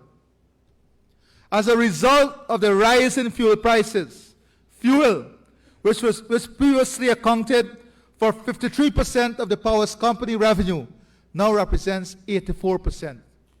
Notwithstanding this, we have not increased the rates for electricity in this country.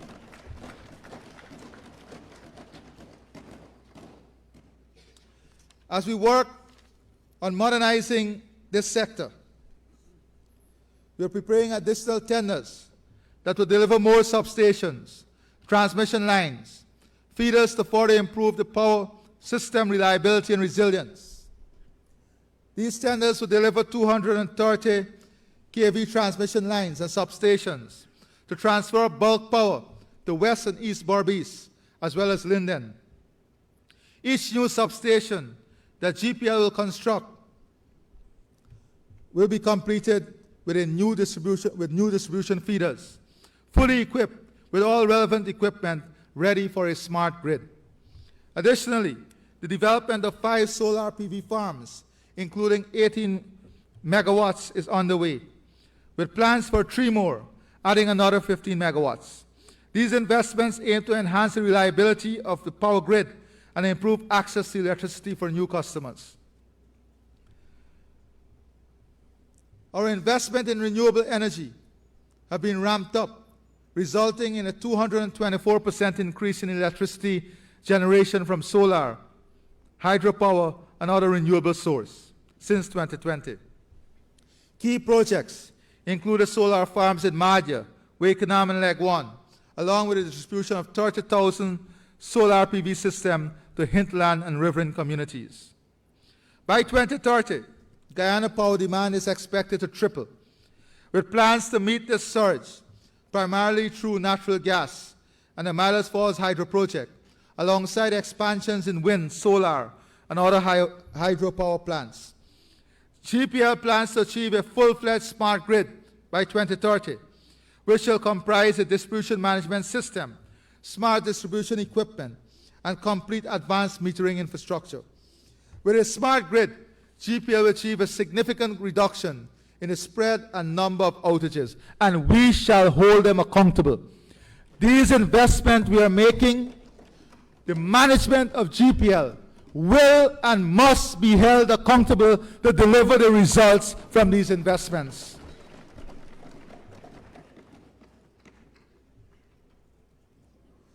By 2030, more than 50% of the country's electricity needs will also be met by renewable sources and natural gas. Looking ahead to 2040, with a peak load forecasted at 1,326 megawatts, in the next decade, we intend also to collaborate with Suriname, Brazil, and French Guyana on a 3,000 megawatt power interconnection system, underscoring the country's commitment to energy security and a shift towards renewable energy.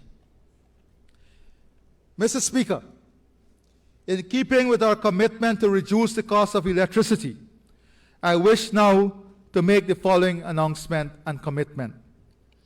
We will be reducing by half, by 50%, the cost of electricity for every consumer in Guyana.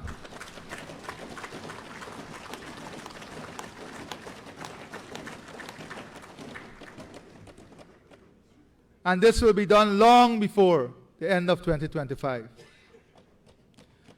This investment will see savings in excess of $250 million US. This is an injection of $250 million US by the government of Guyana that will positively impact disposable income by the reduction in the cost of electricity. That is more than $50 billion back in the pockets of the Guyanese people.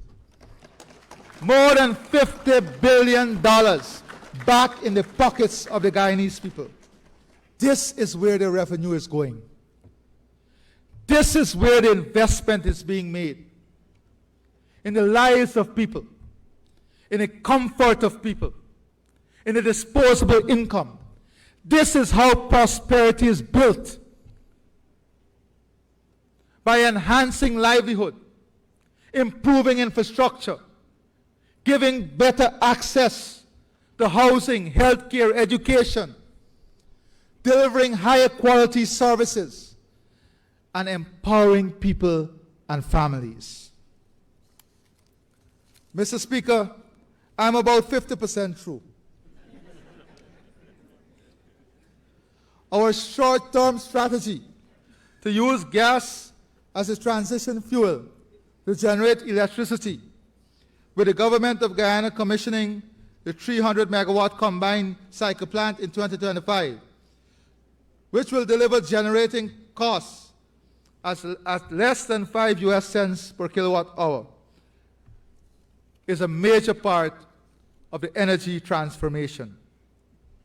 The construction of the pipeline, integrated power NGL plant, transmission line, substation is progressing and is expected to be commissioned in 2025. We have advertised phase 2 of utilizing an additional 75 million units to fill the pipeline. By 2025, we project 300 megawatt of combined cycle power, delivering 2,600 gigawatts hour into the grid, sufficient to meet demand until augmented by phase 2 gas. The Wales Development Hub is an integral part in the energy equation and consumption, as this will create opportunities for industry, agro-processing, manufacturing, open up new opportunities for jobs, create new industries, and expand the economic base of our country. Our gas strategy is based on providing electricity at a low price for onshore development, while seeking to monetize gas for export in the medium term. Mr. Speaker, between 2020 and 2024, the Petroleum Management Program in Guyana achieved significant milestones. A remarkable 25 discoveries were made in this period, with 22 of these occurring in the Stabroek Block alone.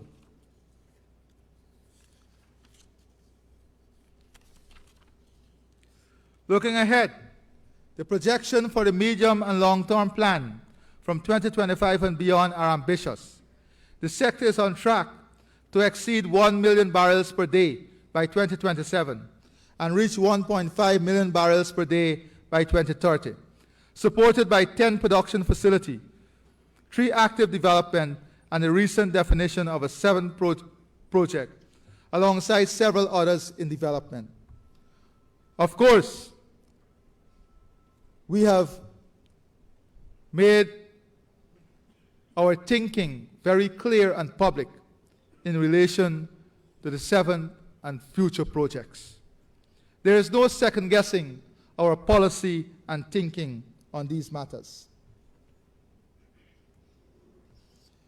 Mr. Speaker, additionally, 2 gas-to-energy facilities are expected to be operational by 2030, along with the establishment of associated industry, both upstream and downstream.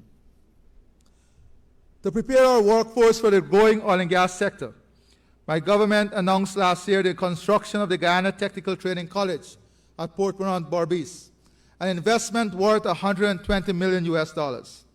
Since its announcement, construction has commenced and is projected to be completed by 2025. In the interim period, GTTCI has completed the commissioning of an on-land model FPSO called the Factor Simulator, which is a part of the upskilling efforts. The simulator results in annual savings of costs associated with training personnel in Canada. Mr. Speaker, it pleases me to announce that the Stabroek Block operator, ExxonMobil, has communicated to the government its intention to make GTTCI a hub for FPSO skills training for operations across the globe. This news is a realization of our vision of making Guyana an education hub for the world. Mr. Speaker,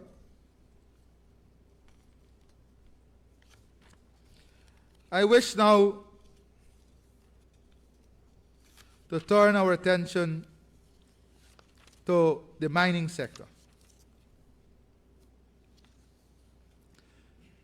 We inherited a mining sector that had virtually collapsed under the previous administration. From 2020 to 2024, the mining sector in Guyana underwent transformative changes that not only revitalized the industry, but also significantly benefited miners and the broader economy.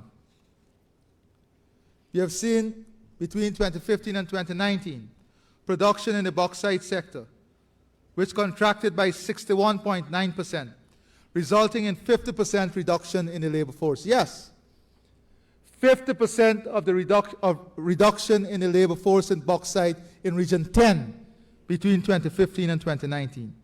Today, with sound policies, we have seen expanded investment in the bauxite industry of more than $120 million US, resulting in the creation of 500 jobs since we assumed office in Region 10. The quarry and other mining sectors, which struggled under the previous administration, also registered significant growth over the last 4 years. These sectors experienced GDP growth of 255.3% between 2020 and 2023. Since 2020, there have been 21 new quarry licenses issued, reflecting the government's foresight and the growing interest in quarry operations and the demand for construction material. Looking beyond quarrying, the gold mining sector is also poised for a major uptake in production. 3 large-scale gold mining companies have announced plans and currently have development that will propel gold production to 1 million ounces by 2030. Significant investment have been made in exploration by these companies. Looking ahead, the medium and long-term plan for 2025 and beyond outlines an ambitious vision for the sustainable growth in the mining sector, closely aligned with the LCDS 2030. A key priority is the completion of a multi-year mineral mapping initiative aimed at supporting low-impact mining and improving planning in mineral-rich areas. The government seeks to attract at least 3 large-scale mining companies by 2030, with a goal of reaching gold decoration, as I said, of more than 1 million ounces. Additionally, bauxite production is set for progressive expansion starting in 2024, alongside an anticipated growth in stone quarry operation, which is expected to produce 4.3 million tons of materials annually. Manufacturing sector also saw steady growth from 2020 to 2023. Mr. Speaker, by 2030, we envision a fully operational network of industrial estates across the country, with the government prioritizing the development of new estates in various regions based on needs assessment. Further, the manufacturing sector is poised for significant growth, particularly with the completion and operationalization of the Wales Development Authority and the implementation of the gas-to-energy project. The anticipated reduction in electricity costs will enhance the feasibility and attractiveness of manufacturing activities in Guyana. Additionally, Guyana envisions a manufacturing sector that not only embraces technological innovation, but also thrives through strategic investment in research and development. The services industry is another industry that grew rapidly between 2020 and 2023. The cumulative growth in this industry over the last three and a half years is more than 30%. The expansion can be attributed to several government initiatives aimed at fostering broad-based access and innovation within the ICT sector. Key measures included the liberalization of the telecommunications sector and removal of VAT on data and cell phone services. Since the liberalization of the telecommunications sector, there has been a significant reduction in bandwidth costs, improved efficiency, and access. Our vision for 2030 is to fully operationalize all call centers and maximize their potential, creating thousands of jobs. These initiatives will not only strengthen our services sector, but also contribute to the long-term economic growth and job creation across various regions of our country.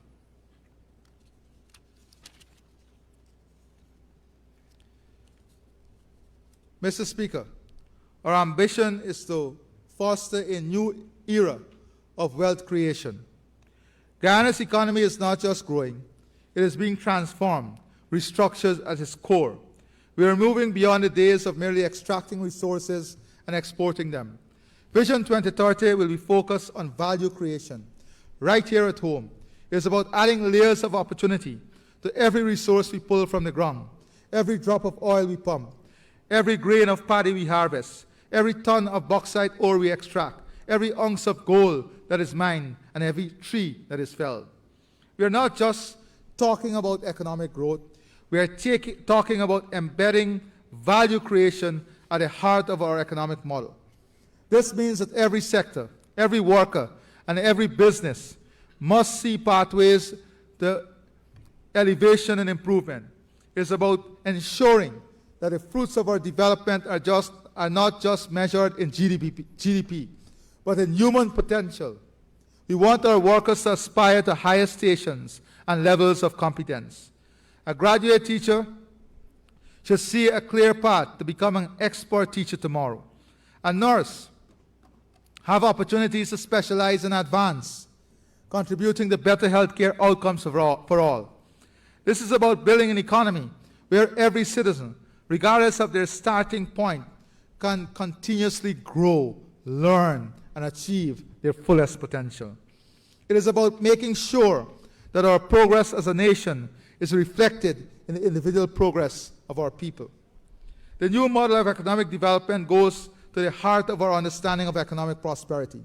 For us, economic prosperity extends beyond mere financial wealth. It is about creating an environment where every citizen has the opportunity to thrive, not just in material terms, but in quality of life.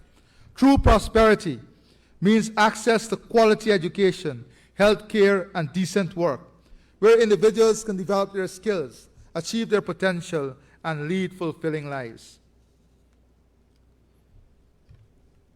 Mr. Speaker,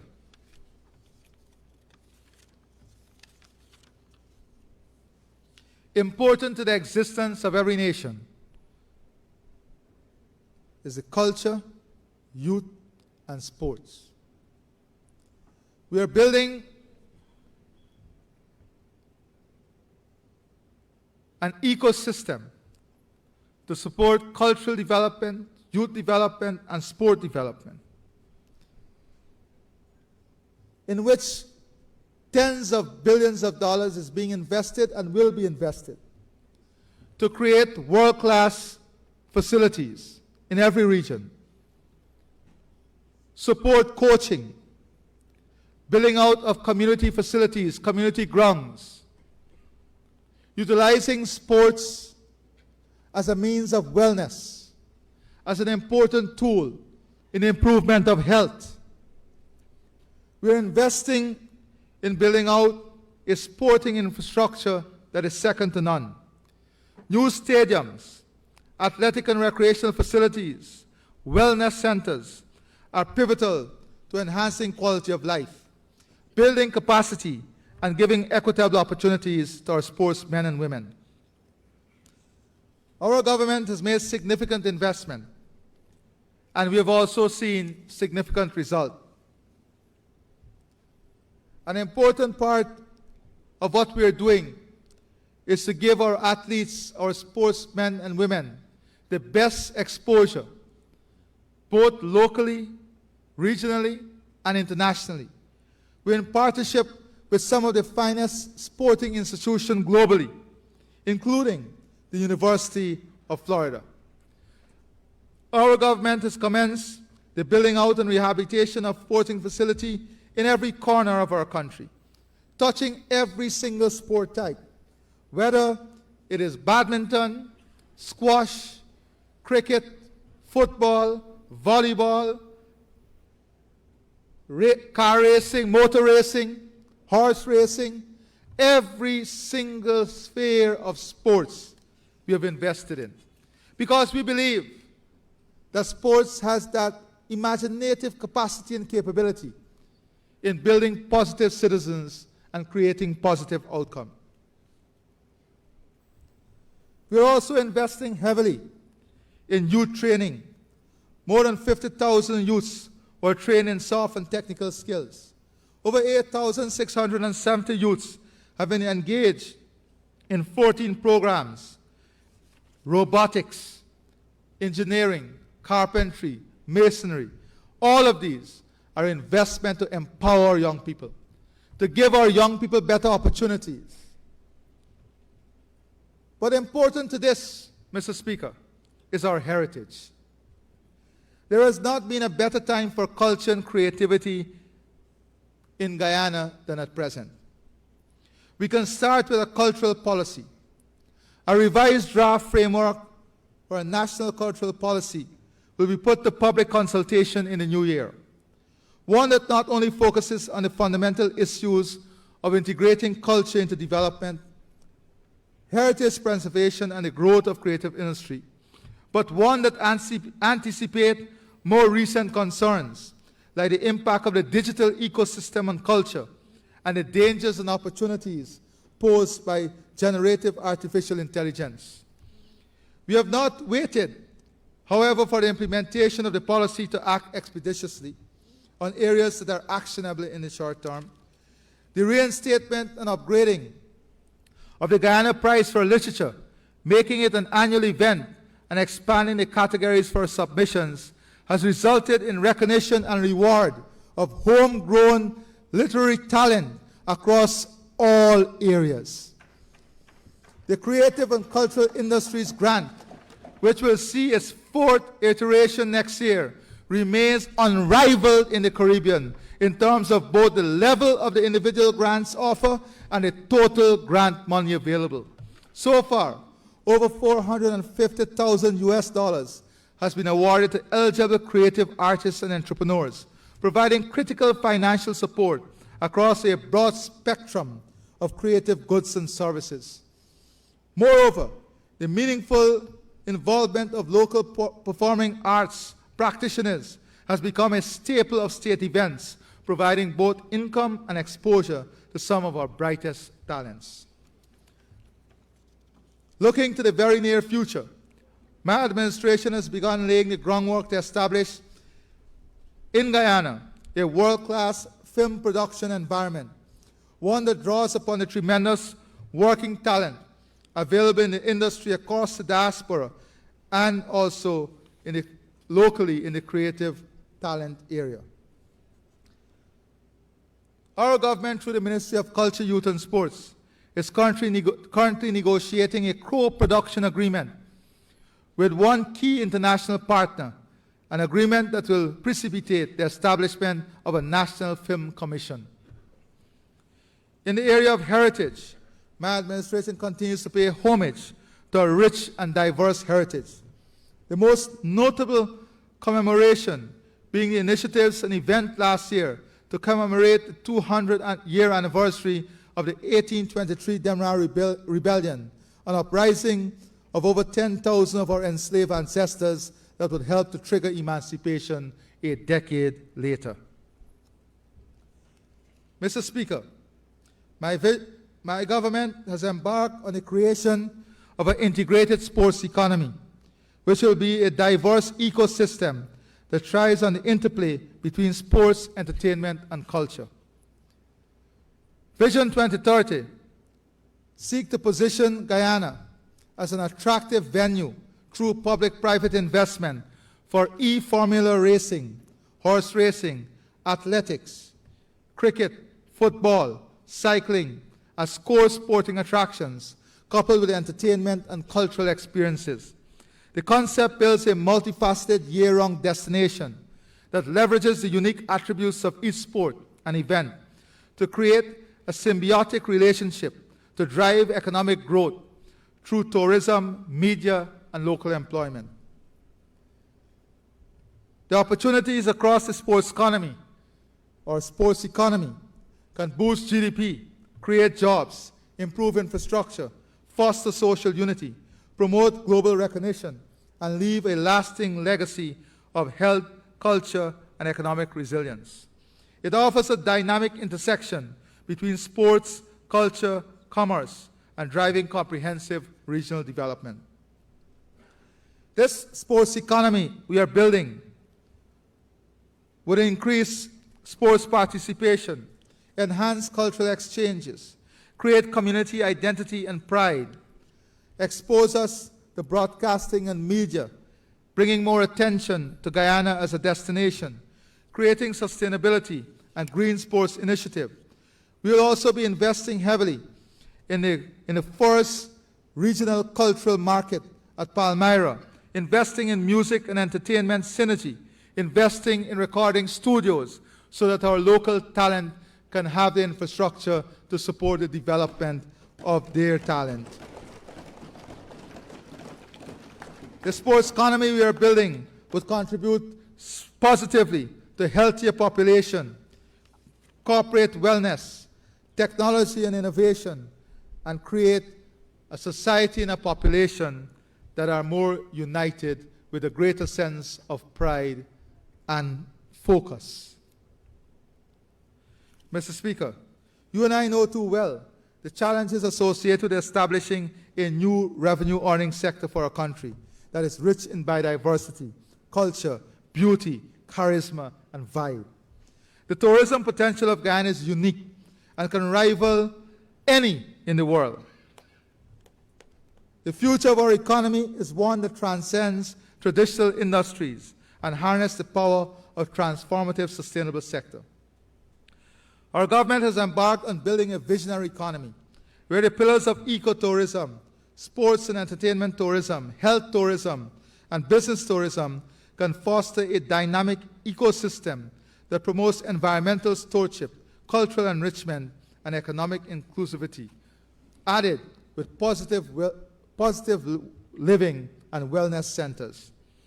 Through strong leadership and visionary policies, our economy has attracted tourism interest and investment while providing opportunities for our local private sector. In Region 4 alone, we have added more than 800 new rooms, with an additional 1,400 rooms expected by the end of 2025. In Region 1, 2, 3, 6, 7, and 10, we expect 790 plus new rooms by 2026. Guyana will be the home for 14 new hotels and resorts with 9 international brands like the Marriott, Four Point Sheraton, Hyatt Place, Best Western, Blue Ridge, AC Marriott, Hilton, and DoubleTree. All driven by the private sector with investment worth more than $200 billion. These hotels will create thousands of jobs. And we are also preparing to have our human resource ready for those jobs with investment in the National Hospitality and Training Center and also with specific executive program to fast-track the development of our human resource talent to service this sector. Mr. Speaker, it pleases me to announce that Guyana has been approached by one of the world's leading ecotourism hotel operators, Kent and Abercrombie, to operate in Guyana. While discussions are still ongoing, this potential partnership signals to the world that the Guyana product is worth premium dollars. Mr. Speaker, I have no doubt that it will please you to hear that Guyana has been the recipient of the latter Achievement Awards for Best in Sustainable Tourism, the PATW Destination of the Year in Ecological Tourism, the PATW Travel Awards for Tourism Minister of the Year,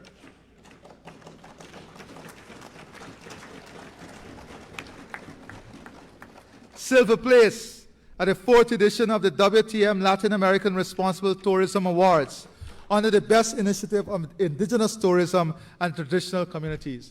Mr. Speaker, you're there.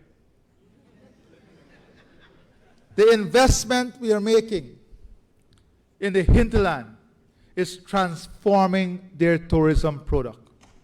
The quality of product, the offering, and all of this has been accelerated because of what the revenues from the LCDS has been able to do for those communities.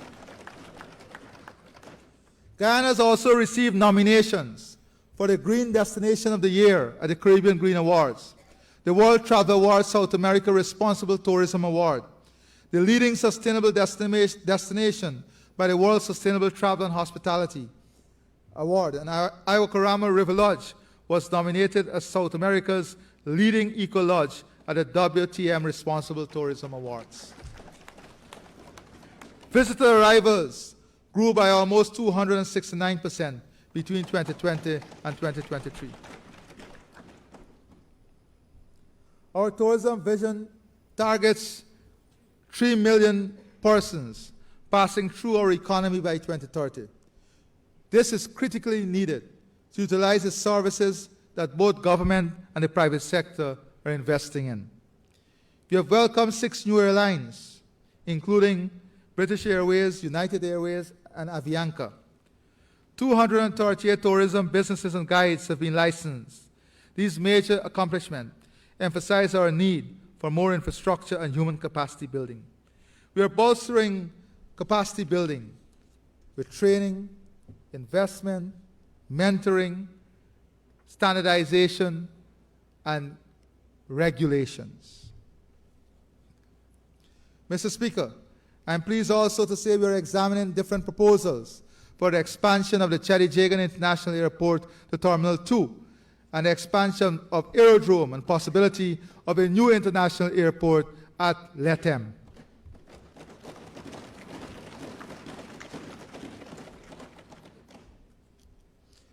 Mr. Speaker, for our government, women participation is critical to the development and expansion of our country. We must ensure that women are participating more fully in the economic opportunities of our country.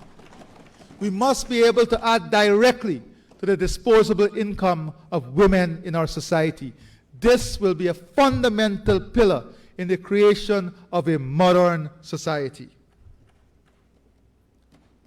Mr. Speaker, my government not only recognizes the invaluable contributions of our women, as well as their potential to be self-sufficient and contribute to the development of the country and become revenue contributors to their families, we are acting on it.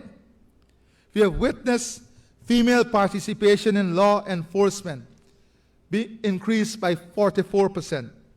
We have seen over 70% of gold scholarship being awarded to women, and 65% students enrollment at the University of Guyana being female. We have more than 12,000 women who have seen their lives change under the Women Innovation and Investment Program.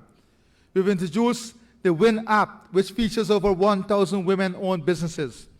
Notably this year, we had groundbreaking training of over 500 women in carpentry, masonry, plumbing, welding, and electrical installation, all of whom will achieve a UK City and Guilds certification through Nations University. For the first time, more than 10,000 women are earning an income under the National Pathway Workers Project. And guess what? 70% of the persons on that program are women. This has resulted in more than $8 billion of disposable income in the hands of our women. That is new revenue, new disposable income in the hands of these women. 62% of the more than 22,000 regional economic transformation grants were awarded to women. 62% of the transformation grants were awarded to women. Today, as I stand here, you have approximately 33% women farmers, and 76% of women constitute the agro-processing industry.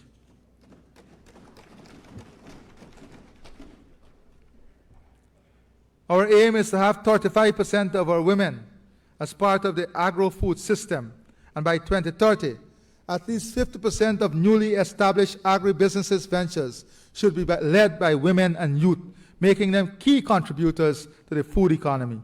Women will continue to play a major role in the development of Guyana. Mr. Speaker, our elderly are a reservoir of wisdom and experience. Our government is committed to ensuring that our pensioners, who have given their best years in service to this country, can retire with the dignity and the respect they deserve. Not only have we increased the old age pension by 75%, but we have also invested in their personal welfare. We've invested in ensuring pensions are delivered in a timely manner with ease. These pensions are now payable through places of worship, post offices, MMG, direct bank deposits, and with deliveries to the hinterland, remote and rural communities directly in the villages. And where we have pensioners that are shut in, we're delivering it at home. This is what quality service must look like and feel like. 50% of our elderly benefit from a $30,000 per month electricity and water subsidies, which, by the way, was removed by the previous administration. Home-based care for elders provided by the Ministry of Health. Our elderly benefit also from the 17,000 voucher towards eye care. Mr. Speaker, 2030 and beyond for our elderly will require consideration of volunteer and mentorship program, senior entrepreneurship support, combating loneliness and social isolation, digital literacy programs, age-friendly communities, robotics and AI in elderly care, accessible digital services, so they too can be part and feel part of this transformation. Mr. Speaker,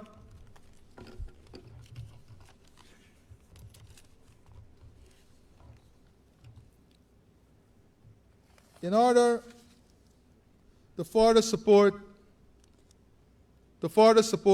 our pensioners and elderly, I wish now to make the following announcement.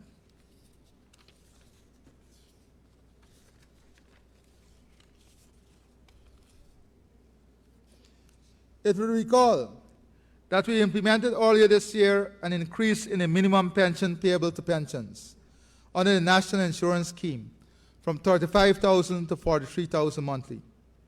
However, in our interaction with communities across the country, especially pensioners and the elderly, we thought it necessary that we must and should do more. We recognize that a number of persons continue to face challenges accessing their benefits from the NIS. In order to address these, we have earmarked a sum of $10 billion as a one-off injection into the NIS to help address some of these challenges.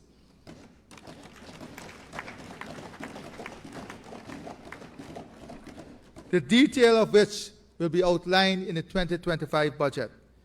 This, Mr. Speaker, would allow contributors who would not have met the requirement to benefit from an injection, a cash injection, that will support a better quality of living for them and allow them the opportunity of benefiting from their contribution. Mr. Speaker, from 2020 to present, we provided more than $28 billion in assistance to families in need through public assistance program and other support program. We have spent hundreds of millions of dollars in assistance to persons living with disability and in the construction of new learning and training lab. In further support to families and creating a child-friendly system, I wish now to make the following announcement. We have already been using interventions in our tax system to promote a number of policy objectives. In particular, we introduced mortgage interest relief to allow first-time homeowners who have mortgages on income tax deductible in relation to the interest expenses they incur annually on their mortgages. Similarly, we will introduce an income tax deductible in relation to the premiums paid by taxpayers for life and medical insurance. Those two measures have significantly increased the income tax threshold for persons benefiting from these two deductibles. In similar nature, I now wish to announce that we will be introducing next year a new income tax deductible under which each child entitled one of their parents to claim an additional deduction of $10,000 per month for the purpose of determining their chargeable income that is subject to income tax. I see the former Minister of Foreign Affairs, Carl Greenwich, looking at me anxiously. Maybe he wants to go back to work. So what this in effect mean, in other words, is that for every child, one of their parents will be entitled an additional income tax threshold of $120,000. More than they would have previously have. Of course, one of the parents, if you have two children would take you to $140,000.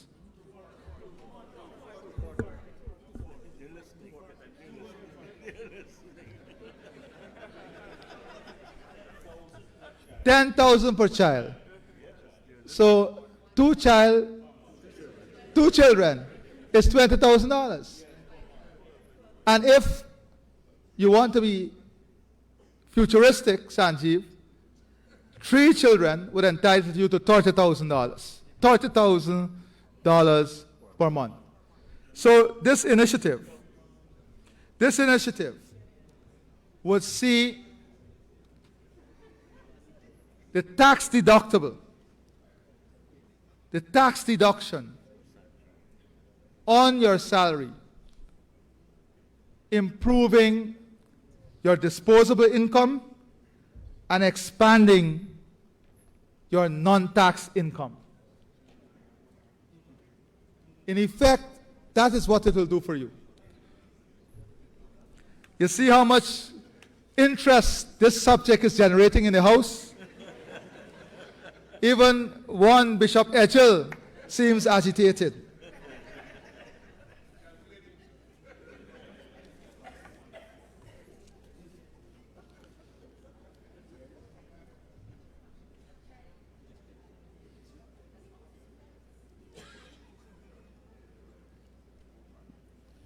Mr. Speaker,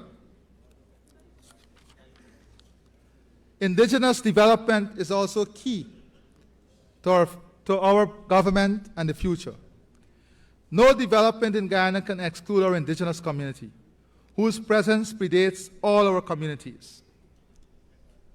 Over the last 4 years, our government has spent more than $11 billion in our indigenous community.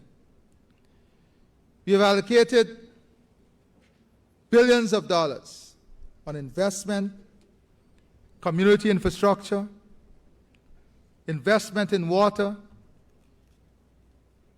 rehiring of 2,800 CSOs, granting of more than 1,000 scholarships under the Gold Program,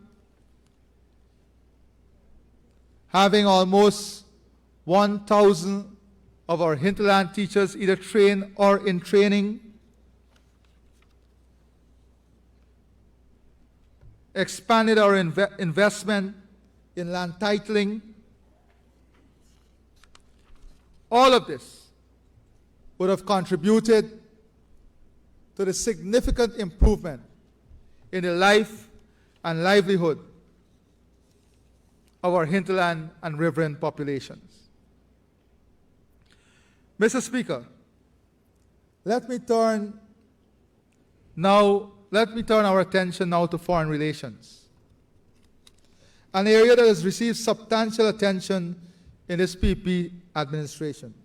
As you know, we live in a challenging world, one defined by endless opportunity, but also a world in which powerful players wield the instruments of power. While there is no limit to the high-faulting rhetoric of peace, equality, and justice, the international community has collectively failed to defend the principles, rules, norms, institutions, and obligations necessary for a just world order. And this is why today, leadership is at a premium.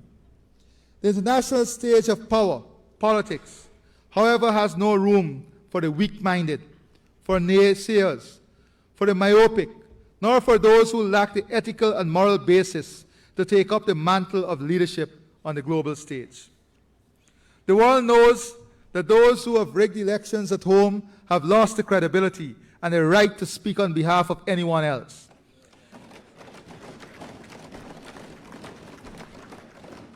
In a connected world, people know better. The world knows what happened here between March and August 1st, 2020. It takes courageous and insightful leadership built on strong and enduring commitment to democratic values for foreign relations to be successful. Over the past 4 years, we have carefully reconstructed our global image, and the world is watching. The dreams of past generations for a better country and a better world have now arrived at our doorsteps. My administration takes this challenge not as a burden, but as a springboard from where the PPC will continue to serve you, the people of this land. This land is our land. We no doubt live in a world dominated by varied degree and strength and significance of powers.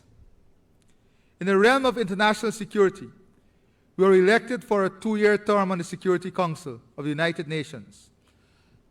On the pressing planetary issue of climate change and food security, we have deepened and broadened our innovation to the point where Guyana is now recognized in the top tier of global leaders. In the area of diplomacy, we have built out a vast network of reciprocal relationship that will bolster not only our national interests, but also that of the Americas and beyond. The Global South must not stand by and watch the world spin us around. We need to lead boldly and constructively. Guyana is charging full force ahead at the bilateral, regional, and multilateral levels. You should know that we have used our seat on the Security Council to rally the call for good global governance and for peace among nations. In keeping with our consistent and principled position in relation to adherence to international rule of law and the UN Charter, respect for sovereignty and territorial integrity, human rights, and democratic values. We have condemned the senseless terrorist attacks on Israel by Hamas. There is no justification for taking innocent lives in pursuit of political ends. We have equally and emphatically condemned the wanton destruction of Gaza, where more than 40,000 souls, most of them women and children, have perished. We have also condemned, and those who do so again, the destructive incursions into the West Bank. But words are never enough, and certainly not enough when a mighty military machine is free to do as they want without any recourse or respect for what the world think and believe. This is why, in our own small way, we felt obligated to provide some humanitarian support to the suffering people of Gaza. In this context, we feel obligated to acknowledge the decision of President Macron to ban French arms sales to the region.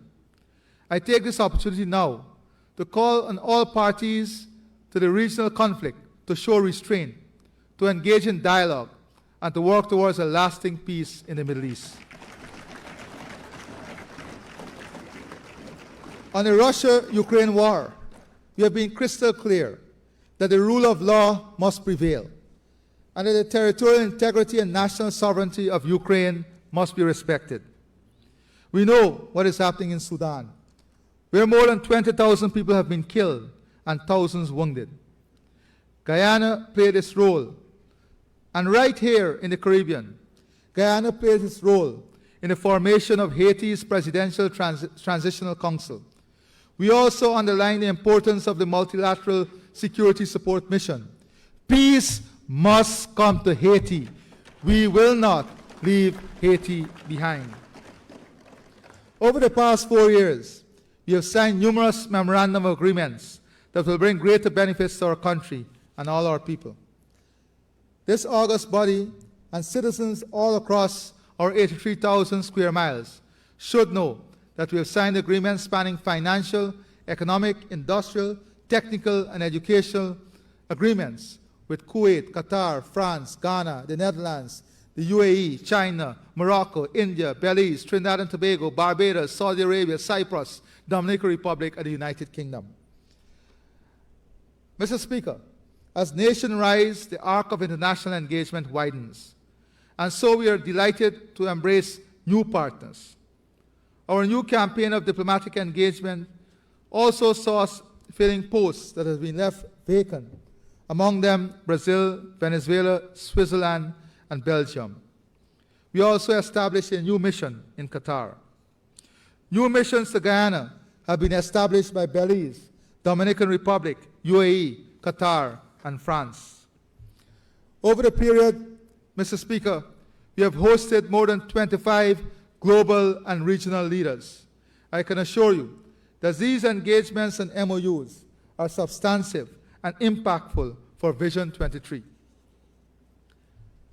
The Bolivarian Republic of Venezuela continues to nourish the controversy of the Essequibo, a region that is indivisible to our territorial integrity and fundamental to national sovereignty. We are a peaceful nation and a peaceful people. We are adamant that the UN Charter should undergird all practices of international diplomacy, and there is no substitute for international law. We have therefore time and again reminded Venezuela of the sanctity of the 1899 arbitral award that settled the boundary between Guyana and Venezuela. Venezuela should know that the ICJ is the rightful and final arbiter of the ill-begotten controversy it has provoked, and the geopolitical brinksmanship has rarely yielded rewards desired. Guyana foreign relations are built on the bedrock of powerful friends and formidable allies. No one should misjudge or resolve to defend these 83,000 square miles.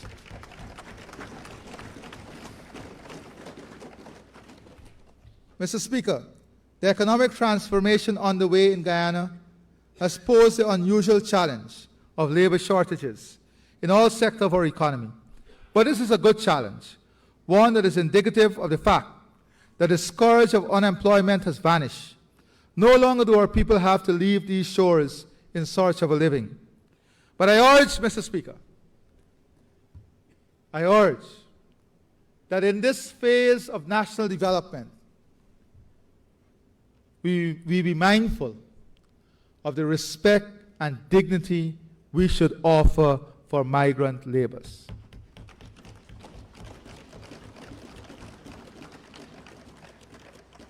We must always remember that there was a time when our citizens sought opportunities in other land also.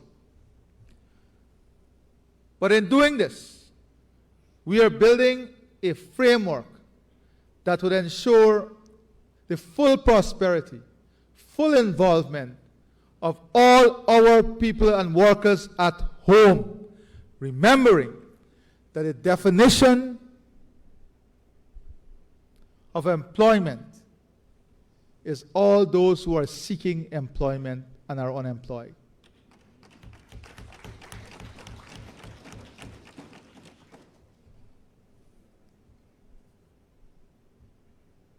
Mr. Speaker, an active labor market combined with special legislation, such as the Local Content Act of 2021, means that our people now have real choices.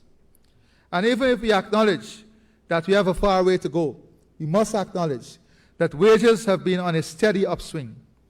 In some sectors, such as construction, it is not unusual for a skilled mason, carpenter, or electrician to earn in one day what they made in a week not so long ago. Data from the University of Guyana indicate that upwards of 85% of our students are either in a job or land a job by the time of graduation. This is true for a wide range of majors, including 5 engineering programs, multiple medicine programs, agriculture and forestry, business, law, geology, art, environmental and climate sciences, education, communications, statistics, economics, chemistry, biology, physics, computer science, marketing, and accounting. That rate of absorption of our young people in the economy is exactly what the PEPC has always aimed for. That way, our young people begin early in their journey of building out the professional and financial aspect of their livelihood. The economy we are building is not of the type of past generations. It is one that is diversified. It is one in which opportunity for high-yielding, high-paying jobs will be available. Vision 2030 and beyond is built on innovative forays into digitalization, ecotourism, sports, medical tourism, and a range of services in education, healthcare, security, research and development. We are moving in the direction of a smart and agile economy, an economy based more and more on ideas, value creation. To meet the labor shortages, we must be equally innovative. Vision 2030 and beyond envisages a dynamic society, one in which we must at least have 3,000 persons passing through our economy by 2030 to utilize the service and contribute to the economic expansion. Mr. Speaker,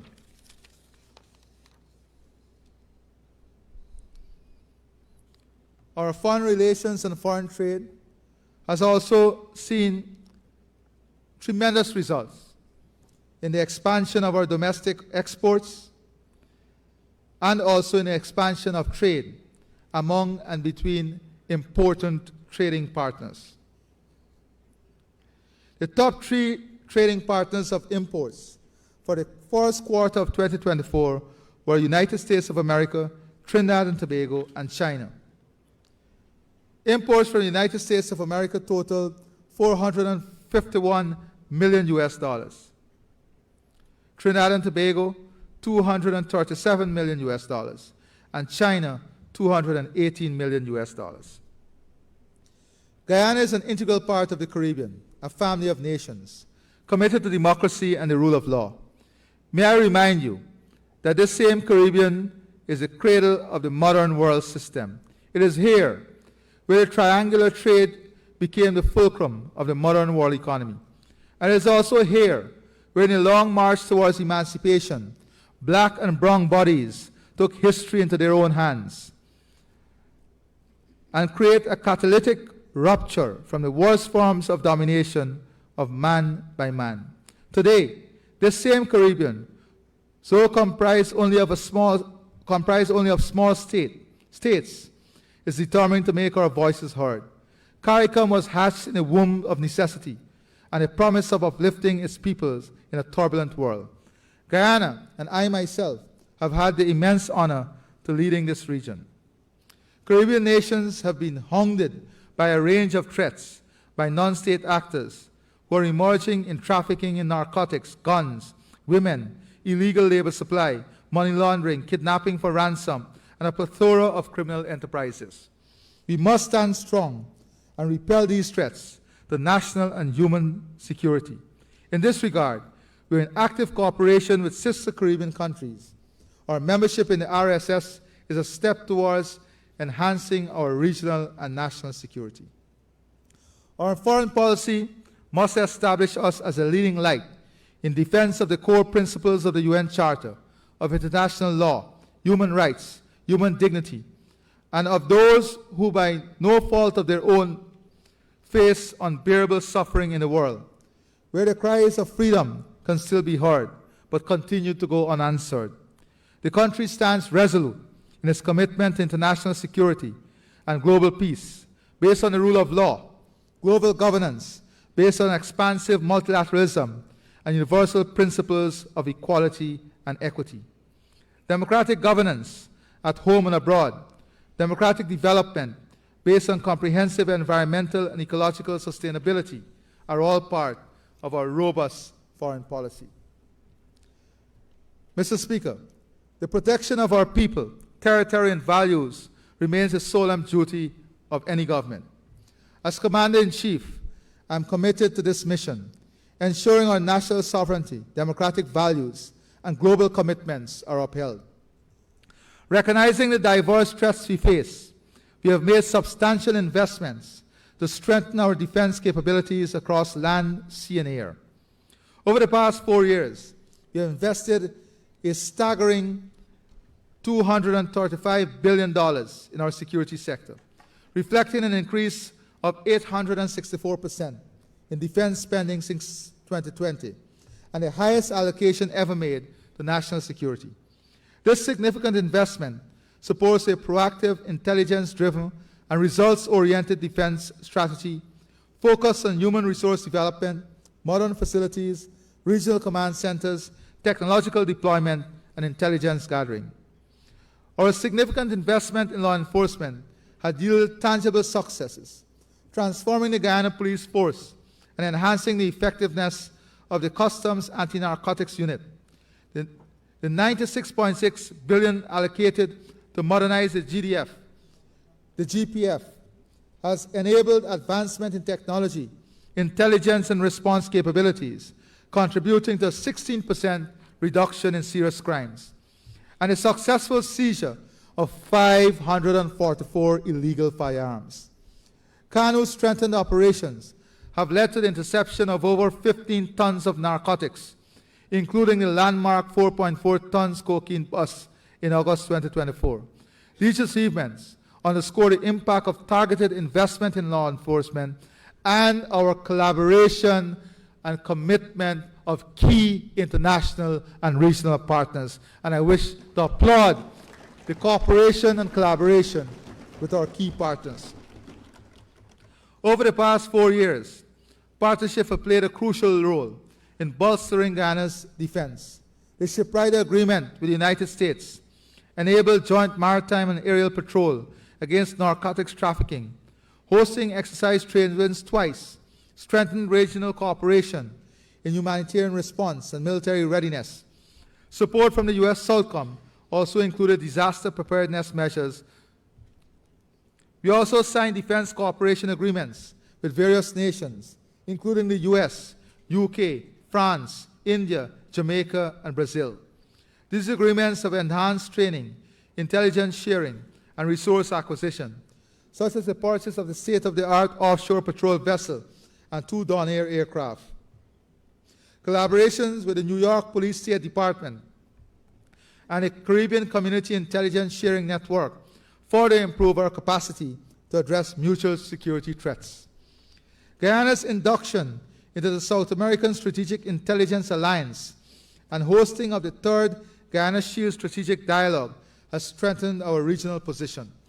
Our officers have been actively engaged in international platforms, including the UN Security Council, amplifying Guyana's voice in global security discussions. We have also established key institutions like the National Defense Institute and the Doctrine Command Center, focusing on strategic training and updating military tactics.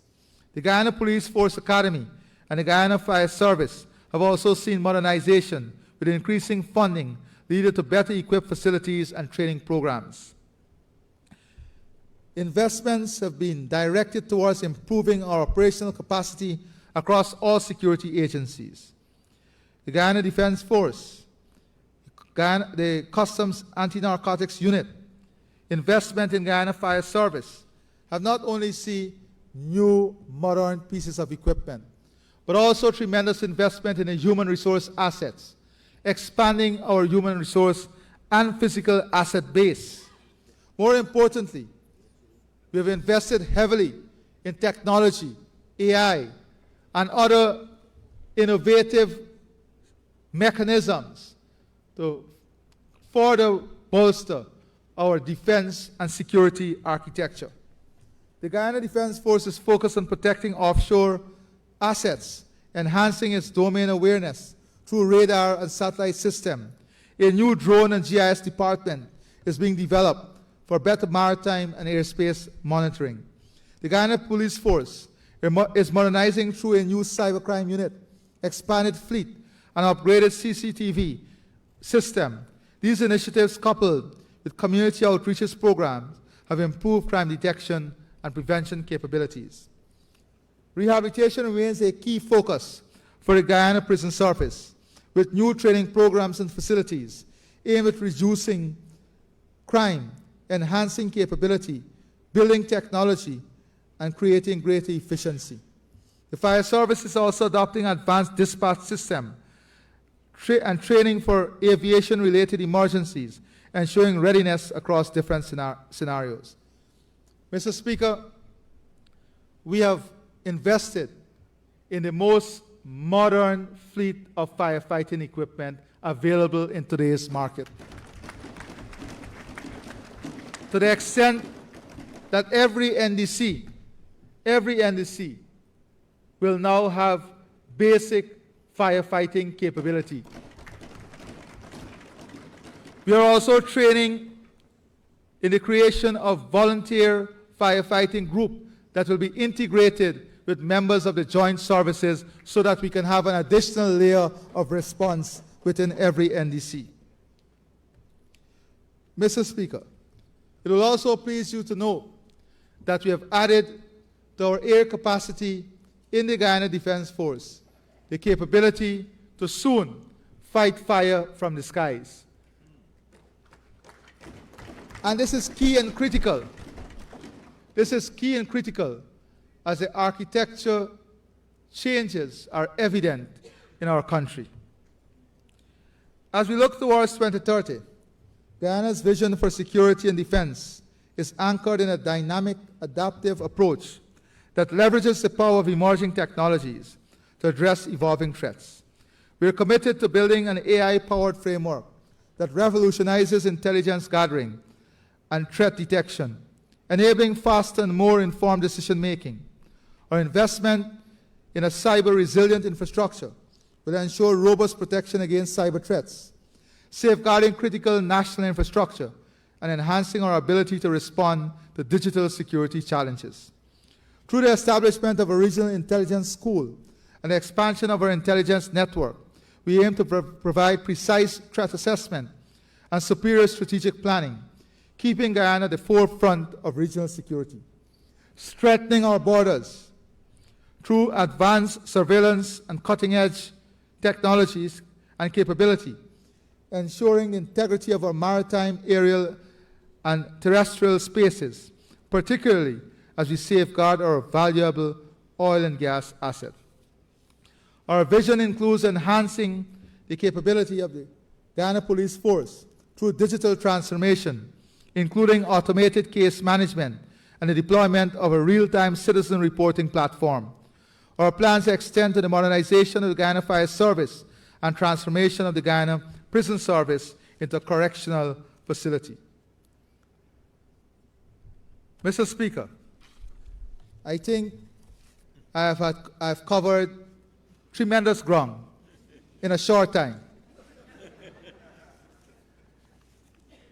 And I want to assure you that the narrative of development and the vision we are embracing for the remainder of this decade will continue to be elaborated upon in the coming budget and will be distilled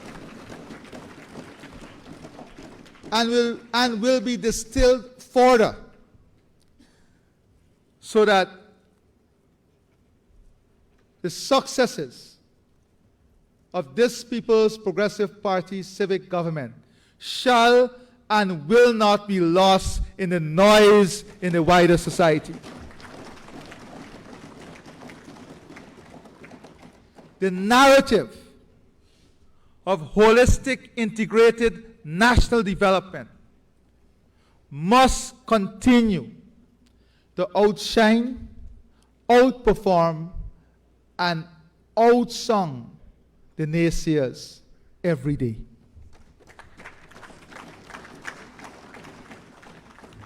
We have a commitment to all of Guyana to be part of the solution and not the problem. I encourage the seats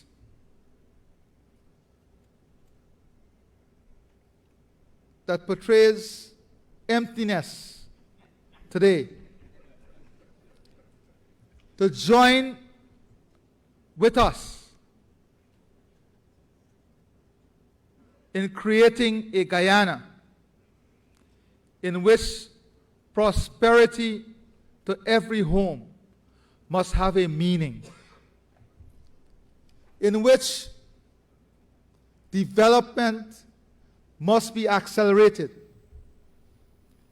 in which unity, tolerance, togetherness must be the new art form of politics, and division, disharmony, disunity and false narrative must be the instrument of the past. The new Guyana, this new era, requires thinking, requires constant analysis, but more importantly, requires hard work, commitment, trust, and faith in the government and people we serve. And this, Mr. Speaker, I assure you, are the characteristics we govern by.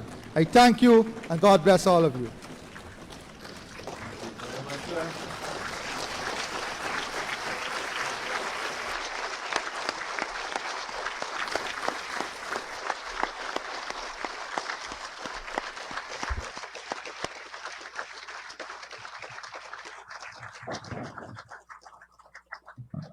Thank you very, very much for that resounding acclamation of what His Excellency Dr. Irfaan Ali had to deliver to us today, honorable members.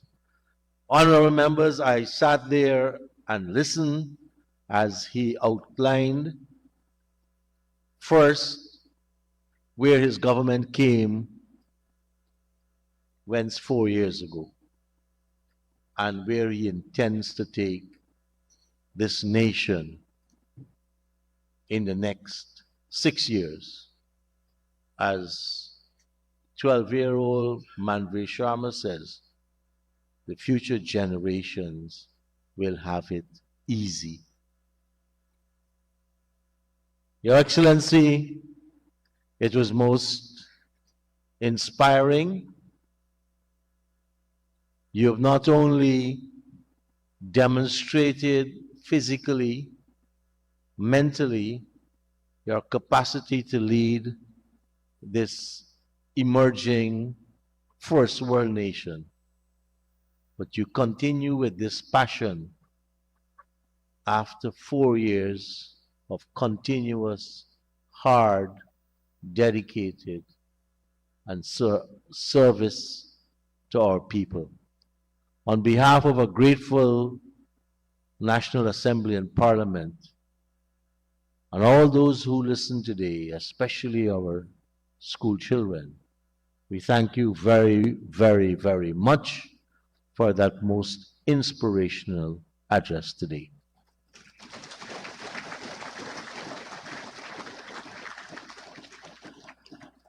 Honorable members, I was so delighted to hear so many things, especially about the digital economy.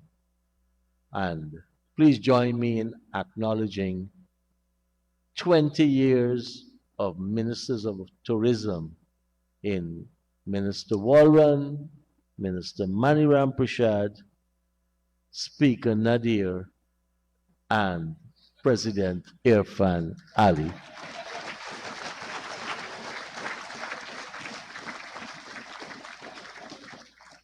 Honorable members, I call on the Honorable Prime Minister to move the adjournment of this special sitting.